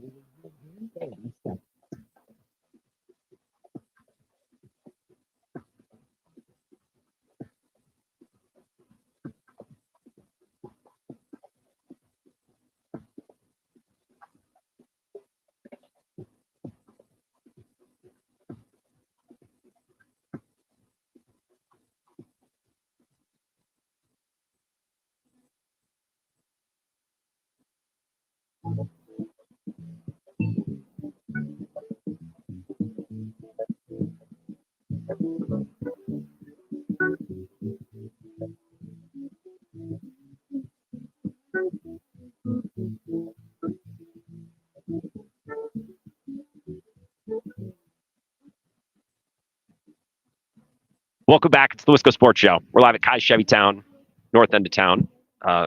Just was talking to someone who texted the show a couple weeks ago. Nice to meet with listeners from Sports Talk 1051, our affiliate up in Eau Claire. And we're going to do more of that throughout the week. We're just getting started. In fact, we're probably going to do it's probably a much bigger scale between Thursday and Friday. Thursday, we're going to be at Princeton Valley, which is just off the North Crossing, which I really like. I was really happy when Zach reached out and wanted to do a show there because I was hoping to do a spot in and around Eau Claire where we could make it doable for Chippewa Falls folks to come down. Because I know we have some listeners, or at least some people who call. We might, per capita, we might get the most callers of any city in Wisconsin from Chippewa Falls, which is kind of funny. But if you're in Halley or you're in Chippewa Falls and you want to come down for a show, I like that we're doing the show kind of on the upper side of Eau Claire, so it's a little bit more manageable or central. And look, even if you live on the south side of Eau Claire, if you're out in Elk Mound or you're out in Mondovi or whatever. It's still not far, but I prefer to be as central as possible for the most people possible. And I was talking with Steve over the break, who stopped in. He works at Indian Head Truck Equipment here in Menominee, and he was bringing some vehicles in to have serviced at Kai's wonderful service department, which is where we're broadcasting tonight. If I failed to mention that when we came back. And he said, "You're a brave man for doing a show out at Dean and Sue's on Friday. That place is getting busy." I think it is. I think Dean and Sue's, I think it's going to be a rowdy time on Friday night off the west side of town in Menominee, Dean and Sue's, and then Princeton Valley. I think we're going to have a crowd. So bring some friends, RSVP, share the Facebook events on the show's Facebook page, the Wisco Sports Show with Grant Bills. I think Thursday and Friday is going to be a blast. And I think before the night is done here, guys, I'm right next to this beautiful red Corvette. There's Camaros in here as well. Some really cool trucks. Their showroom it's got some really, really cool cars in here. So if you're a car person, which I am not, but I know a cool car. I couldn't tell you anything about it. What makes it cool or what makes it click, but like anyone else, I can look at a car. Yeah, that's friggin' sweet. This Corvette is sweet. You can come in and look at any of their options here in the showroom or out on the lot as well. Their red tag event is running through January 2nd. So they're closed on Christmas Day. They're closed on New Year's Day, but you get that one extra day, the first day of 2024. So come in and like Steve, you can get your trucks or your vehicles serviced. And a lot of those specials, those savings as a part of their red tag event extend to their service department as well. So even if you're like, hey, I love my car. I've had my car for a couple of years. No need to upgrade. I take great care of it. It's going to last me a long time. Great. That's kind of how I approach my car. But you could take advantage of their specials and what's going on in their red tag event in their service department, which is award winning. And I could go on and on about their service department, my experience with them over the years. 608-321-1670. Send me a text. It's the best way to get in touch with the show tonight because we're not able to take phones. We're remote this week up here for our Eau Claire listeners. This text says, take garbage non-conference game away, and at the end of the year, make an in-conference 4-team playoff with the conference championship still as the extra game, and how the losers perform in those games determine college football playoff entry. So what you want to do, is create a conference tournament where this is more college basketball coded now, where you have the conference tournament and then you have the big thing, and one could lead into the next. Now you could take away some of those non-conference games, but then you get into the economics of college football, like those early season bye games are how some of those smaller schools kind of make their nut on a year-to-year basis. I don't know enough about it. A 4-team conference playoff at the end would be kind of fun. I just everyone's griping about the quality of games in the opening weekend, and I didn't like it either. I was sitting watching. It's like, okay, are we going to get any good games? We had to expand the playoffs so SMU could get blown out by, Penn State. We had to, and I think the same thing's probably going to happen to Arizona State. We had to get ASU in just so they can get waxed by a big boy. I don't know. I don't know that that's fair. I don't think it's fair, and we can leave it at that. And I also think, it's okay to compliment the good teams too. It's okay to come away from this first weekend saying, well, Texas is a wagon and Penn State performed really well. Wow, Ohio State brought it. That's a team that could win a title. I feel like we always complain about the quality of games. And if you were hyped up for hopefully some awesome competitive games, I understand why. Friday night and Saturday left a little bit to be desired. But sometimes one team is just that much better. Like we can be okay with, wow, Ohio State's good. Wow, Texas is good, right? Wow, Notre Dame might just be able to string some wins together in this playoffs after what they did to Indiana on Friday night. And also, I bring this up all the time, it's not the committee's objective. It's not their responsibility to put together the best TV product. It's to put the most deserving teams in. So when Lane Kiffin, of all people, and other college football voices are on Twitter, like, thanks a lot, committee. Well, what are they supposed to do? They're supposed to rig the playoff for the most engaging television product. That's not their job. Their job is to put the most deserving teams in there. The teams that should be in the playoff, put them in. And then guess what? It's the team's jobs to go out and play their best. That's on them. That's not on the committee. They're creating a playoff. They're not creating a television product. And I think we miss that a lot. We swing and a miss. As television consumers, we think we're just owed the perfect matchup, these most balanced matchups. When in college football, in reality, playoff games have been bad for years. National championship games, a lot of them have been bad. And maybe that's a bigger question. Maybe that should be a bigger talking point. The smart people in college football should be trying to get down to the bottom to. Why are all these playoff games bad? Explain the mechanics, explain the inner workings of these games where we walk away from so many games in the 14 college football playoff and so many games in the national championship game before we even expanded this thing. Why do the games more often than not stink? Is it because the 2 or 3 or 4 best teams in college football are that much better? Okay, well then let's talk about that. Like, let's stop spinning our wheels and talking about why, well, Ole Miss should have been in instead of, Indiana. Okay, well, would that have made the weekend better? No, probably not. I think Ole Miss probably would have gotten blasted too, and we'd be having the same conversation, and we would be right on our moral high horse about how Indiana should have been in, just like we were on our moral high horse with, we love to take the victim and to cry that they were done wrong, right? So okay, so if Indiana doesn't get in, and let's say Lane Kiffin and Ole Miss or whatever, fill in the blank random SEC team that thinks they're better than Indiana, okay, that team gets in. They probably get blasted anyway. And then we're sitting here today talking about, well, the committee, so much bias, right? I mean, Indiana got screwed. We're just never going to be happy, right? Kelsey, sorry I missed your first text. Hey, Grant, I'm in the semifinal of a big money fantasy league. Down by 6 headed into tonight's game. Opponent has Jacobs left, and I have Reed and Packers D. Who would you rather be? Well, here's the thing about Josh Jacobs. He could have an unbelievable game and not score that many points. You know what I mean? I also bet that Matt LaFleur would love to not beat the pulp out of Josh Jacobs tonight. Like I bet Matt LaFleur would love to give Josh Jacobs 17 carries instead of 27 and get some work to Brooks and get some work to Emmanuel Wilson. So, but also like Josh Jacobs could have a quiet game, and if he scores 3 touchdowns because they give it to him on the goal line, and I know, Kelsey, what you're thinking. You're thinking, yeah, Grant, this is how fantasy works. You're just explaining fantasy. I know. But Josh Jacobs, I think, has to have a pretty nuclear night. I also think the Packers defense, there's a shot that the Packers defense gets a couple of turnovers tonight because they're playing Spencer Rattler, who stinks. And Jaden Reed catch a touchdown. I think Jaden Reed plays better. His skill set plays better outdoors, which is what we've seen, I think, play out the last couple of weeks. I think there are players on this Packers team. I believe they've been coined the Psychos. I think Zach Jacobson started it, by the way. I think native son of Boyceville, just north of Menominee, for what it's worth. The Psychos, Tucker Kraft, Josh Jacobs, Jaden Reed, players who are going to play with a little more physicality, and they are just going to expel attempted tackles, especially in the cold.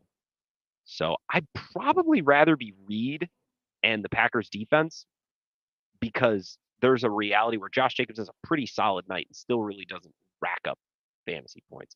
But I don't know. Who the heck knows? I've been eliminated in all my fantasy leagues, and I was watching yesterday the games thinking, man, there are people with hundreds of dollars on the line, and their stupid fantasy season is coming down to whether Tajay Spears and Chigakonkwo and Jonathan Taylor, like Titans Colts is the nexus of the fantasy universe yesterday afternoon. How stupid is that? Fantasy's fun, but I do not envy those of you who play it for big money. Like, I need to play it with people who I'm good friends with because it's a tradition, not because I'm trying to win money, because God, fantasy came down to Titans Colts yesterday. Darnell the Chump using the Arizona State method of making the college football playoff. This is back to my original point. Like, I think that the number one takeaway from the first weekend of the college football playoff, here, I'll put Darnell's comment up. The number one takeaway from the opening weekend of the college football playoff, to me, is moving forward, are we going to put the next Indiana in? And it has nothing to do with the school, Indiana. It has nothing to do with Curt Cignetti or their transfers. It's nothing to do with the brand or the style or the type of football they play. What I'm saying is, are we going to put in the team that has a really, really soft schedule where it just lines up where they don't have to play anybody? Let's say they play one team like Indiana did. They played Ohio State. They got blasted. Are we going to put that team in the future? Or will committee members look at that and say, well, they have an outlier of a schedule. They didn't make the conference football championship or the conference championship. And the one high-level team they like, sure, they're 10-1, but what I don't want to have happen, I don't want to live in a world where the success or failure of my program hinges on their ability to make the 12-team playoff once every 6 years when the schedule allows. That does nothing for me. It does absolutely nothing for me. So if the Badgers have a softer schedule, which they will in 26-27, if they continue to be middling and uninspiring, and they lose a lot of players in the transfer portal, and they don't really have an identity, but hey, every 6 years the schedule is going to align for us to win a ton of games, and we're gonna skate in as that final team or so in the playoffs, and then we're going to get into the playoffs and get blasted like Indiana did. That does nothing for me. That does nothing for me. So I just don't want that to become a measuring stick of success. What Indiana just did, that can't be program defining to me. Now it can be for Indiana because Indiana's been miserable forever. But the Badgers can't be bad for the next 4 years. It's like, okay, now the schedule sucks, and this is our time to sneak into the playoff and say that we made the playoff. 12-team playoff now. A lot of teams get in. Making the playoffs now means very little to me. Now I would take it, as a Badgers fan, and we kind of have nothing going for us right now. But do you kind of get my point? And I think Indiana is an interesting case study moving forward, where you can look through some of those final qualifiers, non-conference champs, because obviously Boise State and Arizona State and SMU, those are different. Right? But can you look through like one of those final teams to get in and say, well, this is a scheduling trend where once every 6 years it's going to work out this way. Are we going to reward that team with a playoff spot? I don't know.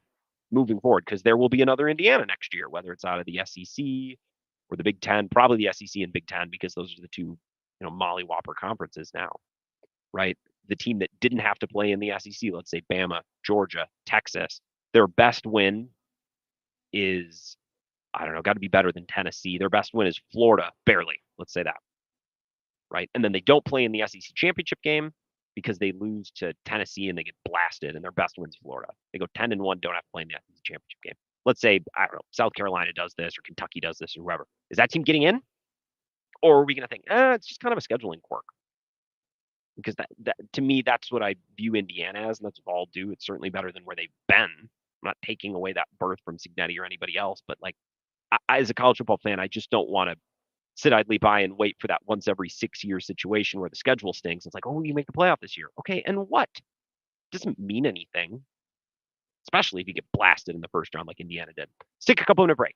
Broadcasting live here at Kai's Chevy Town, the north side of Menominee, just 60 seconds off exit 41, Interstate 94. It's you're off, you take a left, you take another left, and you're right here.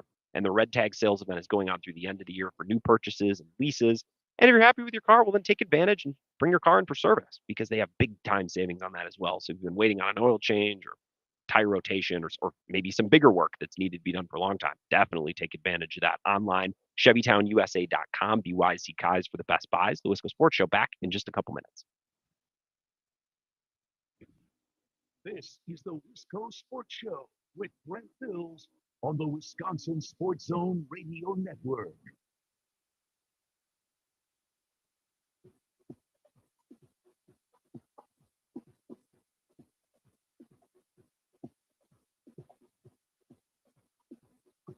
The Wisco Sports Show. 5 minutes.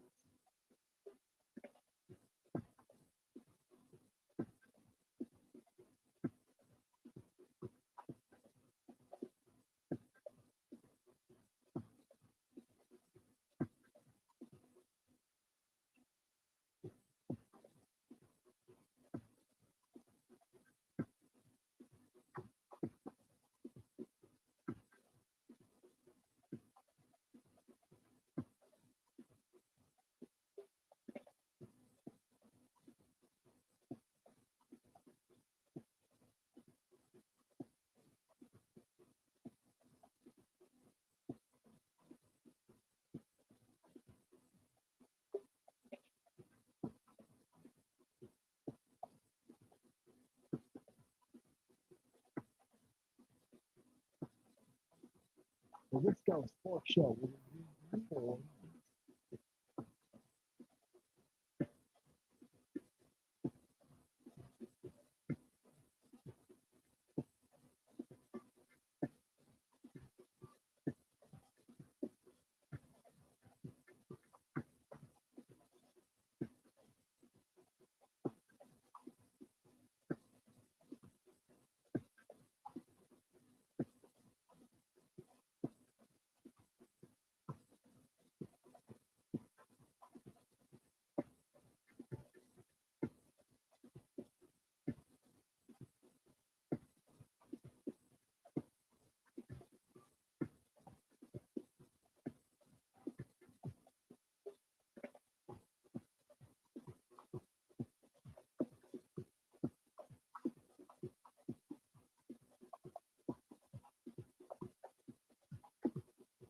The Wisco Sports Show.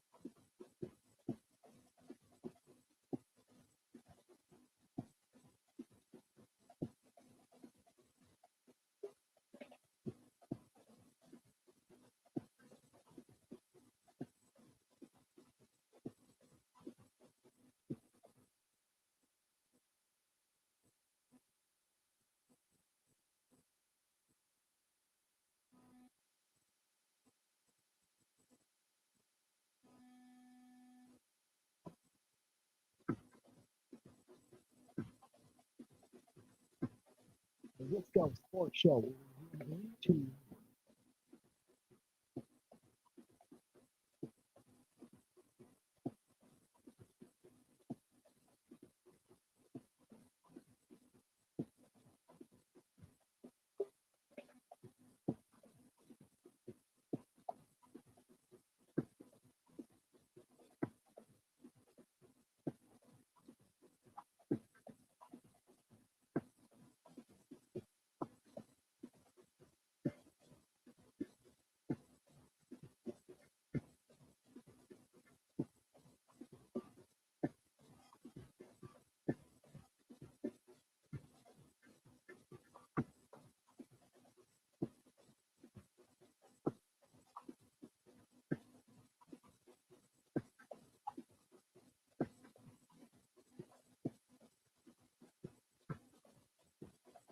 The Wisco Sports Show.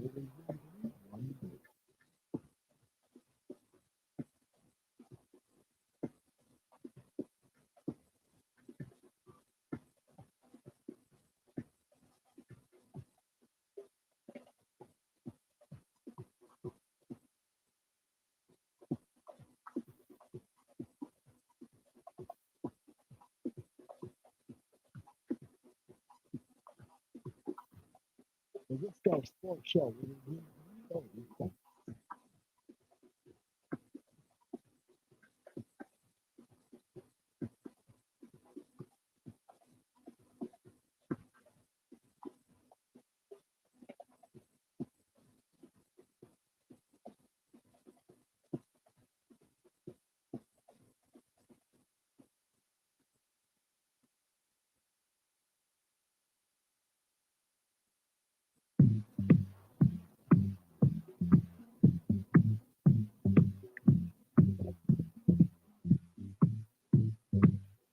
Welcome back. Last couple of segments. Little breaking Packers news in advance of Packers Saints tonight. I'll give that to you in a sec. Broadcasting live here at Kai's Chevytown, north side of Menominee, just off 94. It's such a quick trip from Eau Claire. It's such a quick trip from the Twin Cities, which is where I was this morning. I was on the south side of the cities this morning. It's such a quick drive from anywhere.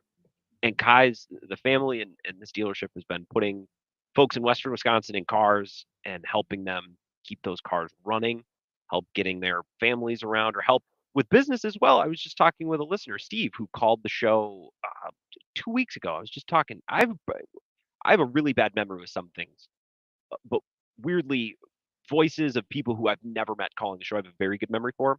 We were talking with Steve on the show a couple weeks ago, and he works for Indian Head Truck Equipment, which is out, I believe, if I have it correctly, is on the east side of town, out by exit 45, right before you get to exit 41. So the other side of town, basically from Kai's, where I am now, unless I'm misplacing it, but I'm pretty sure I'm not. And Steve does plow business in the winter. He's like, yep, bring my vehicles here, get them serviced. They help us with certain plow equipment or certain things like this or that. So Kai's has been helping quite literally for generations, a long time. They're online at ChevytownUSA.com, BYC Kai's for the best buys, and you can stop in and see them. Of course, their red tag event is through the end of the year, like I've been telling you. They're closed on Christmas, they're closed on New Year's Day, but they're open tomorrow and they're open New Year's Eve. And actually, the end of the year event where you can get savings on new buys and new purchases of new vehicles and leases, that runs through the end of the second. And then a lot of red tag specials with service items as well. So bring your car, and if you got kids home, great time. Let's get the car. Let's get the oil change, because I know you're not doing it.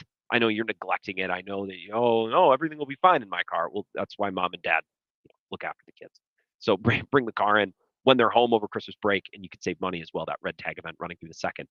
The breaking Packers news: Jaire Alexander is out tonight.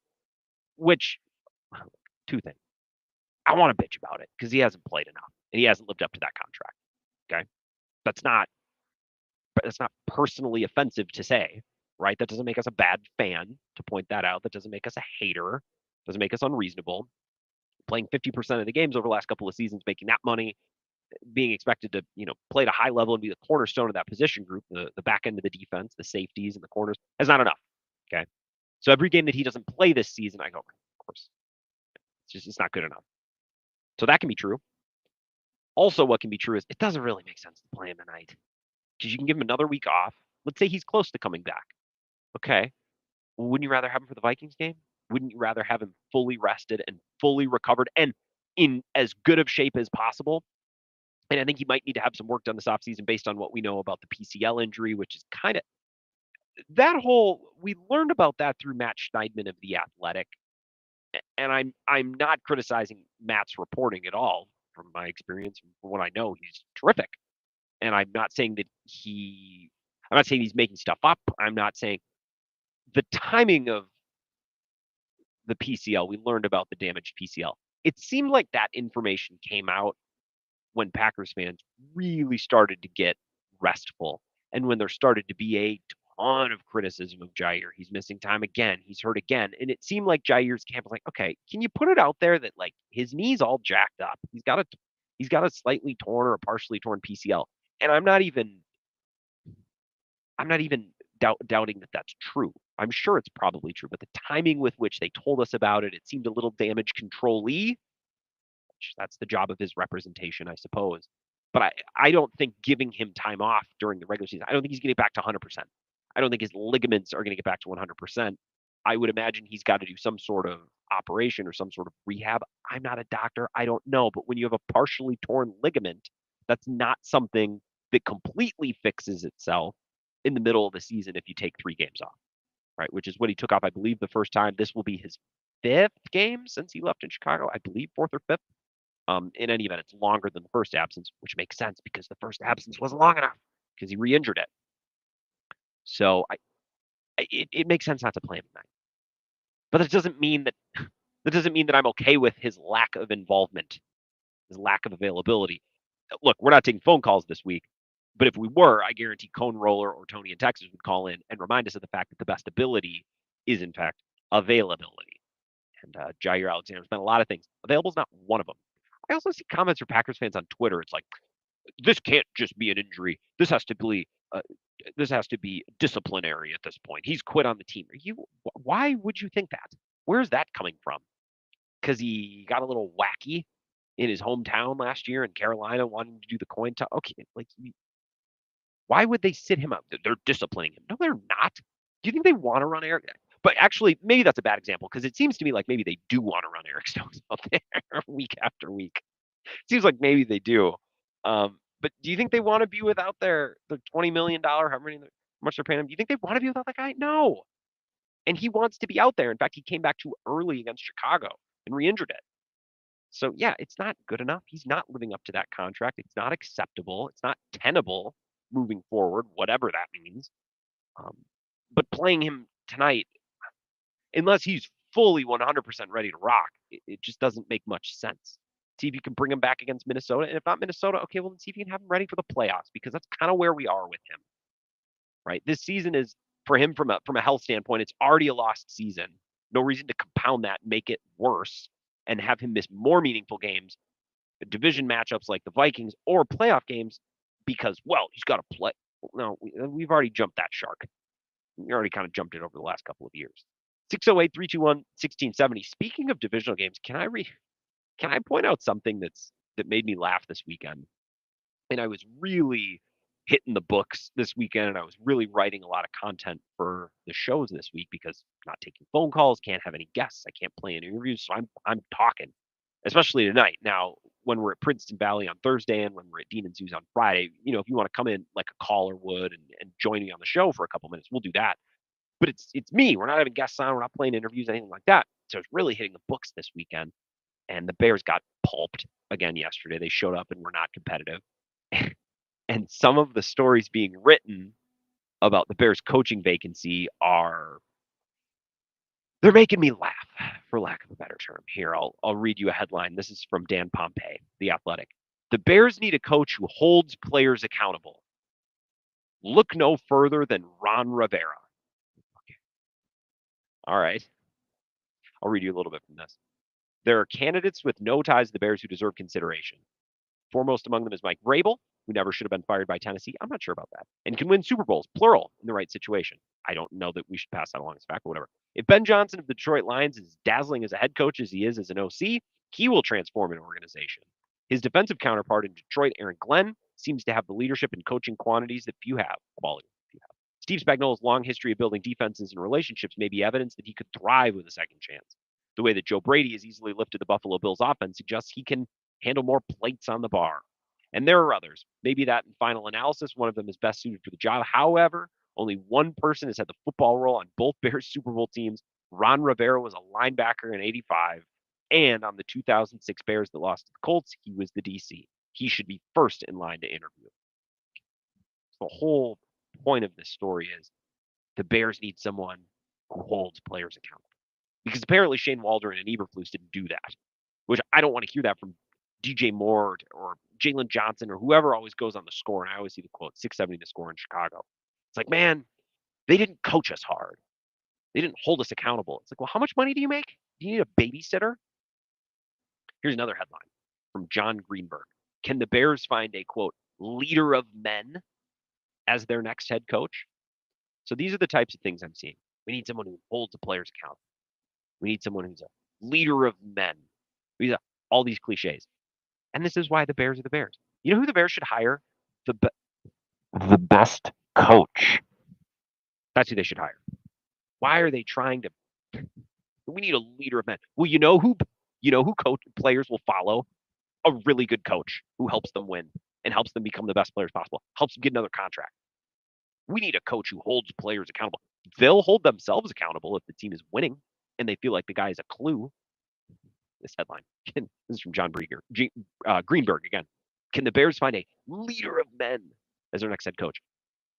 You know who can lead men? You know who men will follow? Really good coach.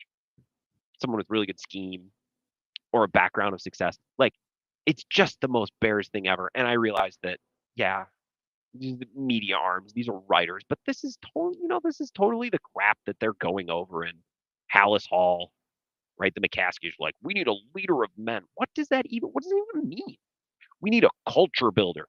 You know how you build culture? You win. We need a coach that'll hold players accountable. Any good coach worth a damn will hold players accountable. That's a qualifier. That's not a selling point. That's a non-starter. Will you hold players accountable? Yes or no? Okay, well there you go. There'll be 30 guys like that if you want them. It's just kind of funny to me. We throw all this qualifying language and all these cliches. The Bears need this. The Bears need. You know what the Bears should do is just hire the best coach. That's where they went wrong with Eberflus. They got a second-rate coach on a second-rate contract. If the Bears just would have hired Jim Harbaugh, who's the best available coach, he would have held the players accountable. He would have been a leader of men. He would have been all those things. Their issue is not it's not a stylistic issue. It's a quality issue with the Bears. Leader men. No, you just should have hired the best guy last year, which would have been Jim Harbaugh. Or whoever. I don't even know which hiring cycle Eberflus was. Now I'm going to have to go back and look at that. But I guarantee he wasn't the best coach. Bears are cheap. They don't want to give up the contract, and they don't want to get a big-name guy. Dummies. And that's why they remain the Chicago Bears. And Bears fans are like, yeah, Grant's right.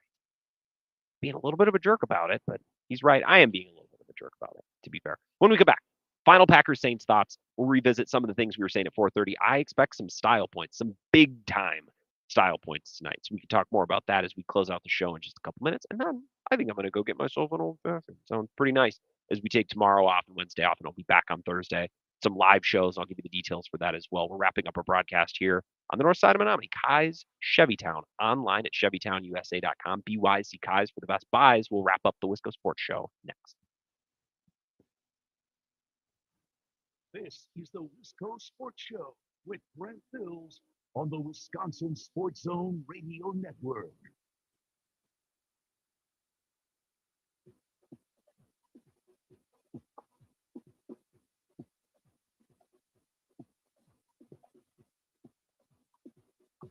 The Wisco Sports Show.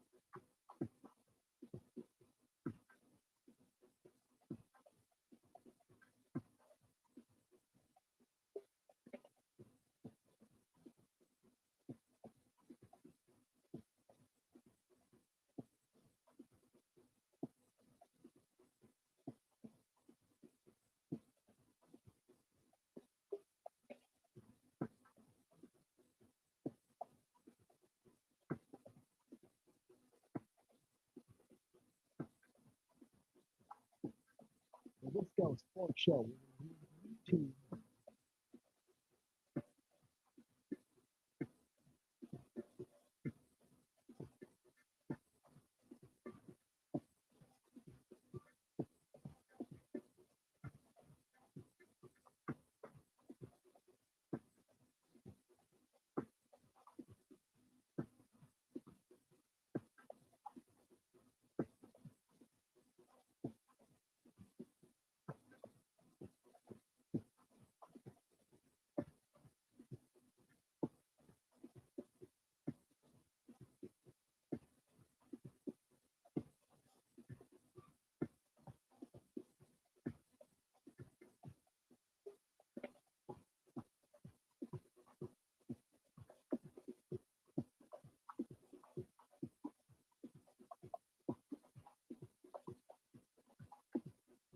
The Wisco Sports Show. 1 minute.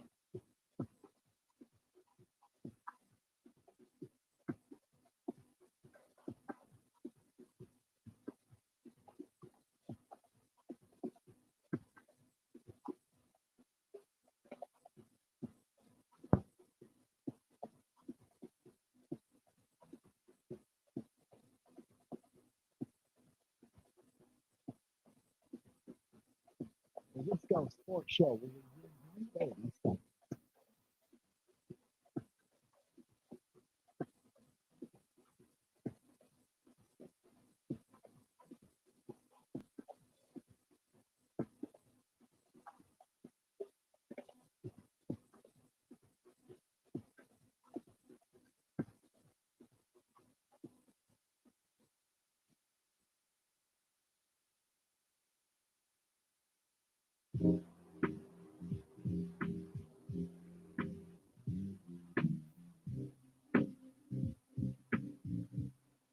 The Wisco Sports Show. Last couple minutes, wrapping things up. Packers Saints tonight on Monday Night Football. Excited to go watch. Been looking forward to this game all weekend. I've been excited about a lot of games this weekend. Indiana, Notre Dame, and then it kind of a bummer. All the college football games on Saturday. I think there was one total lead change. Yeah, kind of lame. And then yesterday, the NFL slate was good. Viking Seahawks was good. I mean, last night Sunday Night Football was good, but it was Cooper Rush versus Baker Mayfield, and it was an awesome game. But yesterday it lacked a little pop, lacked a little zing. It lacked, with respect to you Vikings fans, it lacked some prestige. Right? There were no Chiefs, there were no Packers, there's no Ravens. So I'm excited to watch Monday Night Football tonight. Jair Alexander out, as is Evan Williams. And for the Saints, the injury list is out as well. No MVS, no Kamara, Olave, and Shaheed were already out. Like, they got nobody. They got absolutely nobody. So back to the original point, and I was hammering on this late last week too. Back to the original point that I was making at 4:30 tonight. Like, the Packers need to blast this team. They have no reason not to. So I just think at home, under the lights, you got a team that isn't any good in the first place, made even worse by injuries, fired their head coach, out of their element, playing in the cold. Did I mention they're not any good? Right? Packers at home, weather that they're familiar with. And again, in case I forgot, they're not any good. They stink. And they're starting Spencer Rattler, who, not to be repetitive, is not good. They're not good. This is a really bad team, made worse by injuries, made worse by firing their coach. They're out of the elements, in the cold. And yeah, one more time, they're not good.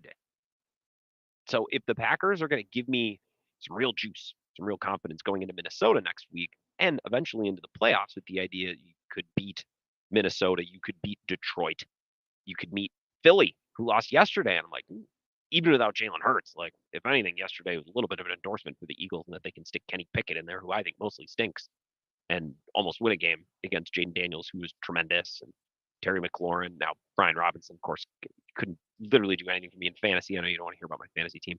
Yesterday, it kind of turned me off into fantasy. Not personally. I've been eliminated. I'm in a loser bracket. But I just don't understand how people can have hundreds of dollars on the line and then sit back and let Titans Colts decide it. That just seems it seems sick. It's twisted and sick. Good for you if you're still in it. But my God, I can't imagine hundreds of my personal fortune essentially being decided by a game quarterbacked by Anthony Richardson and who did the Titans have yesterday? Mason Rudolph. Pass, respectfully. So if the Packers are going to be any juice, back to my original point, me thinking, yeah, they opened up 1.5 dogs against Minnesota, going against Detroit potentially in the playoffs again, going against Philly, or going against the Rams, who were really good. They didn't necessarily look awesome yesterday, but they did enough to win in New York against an uncommon opponent like the Jets. Like, okay, yeah, that's a real team as well, even though they didn't look awesome yesterday. I need them to blast this Saints team, and they've done like an 80% blasting against the Niners and the Dolphins, who've been banged up. They gave us a pretty good blasting against Seattle last week, although that was not a game that I expected style points at all. I expect style points tonight. So if they don't win by a significant margin, it might just be something that we know when we see. I'm probably going to go on the air on Thursday when we talk next and be a little disappointed. Thanks to Kai Chevytown for having us. Remember, their red tag sales event goes through the second of the year, so take advantage. New purchases or leases, and their service department as well. Take advantage of that, and I will talk to you next Thursday at Princeton Valley, the north side of Eau Claire, and Friday at Dean and Sue's, west side of Menominee. RSVP. Share both events on Facebook. Have a very Merry Christmas. I'll talk.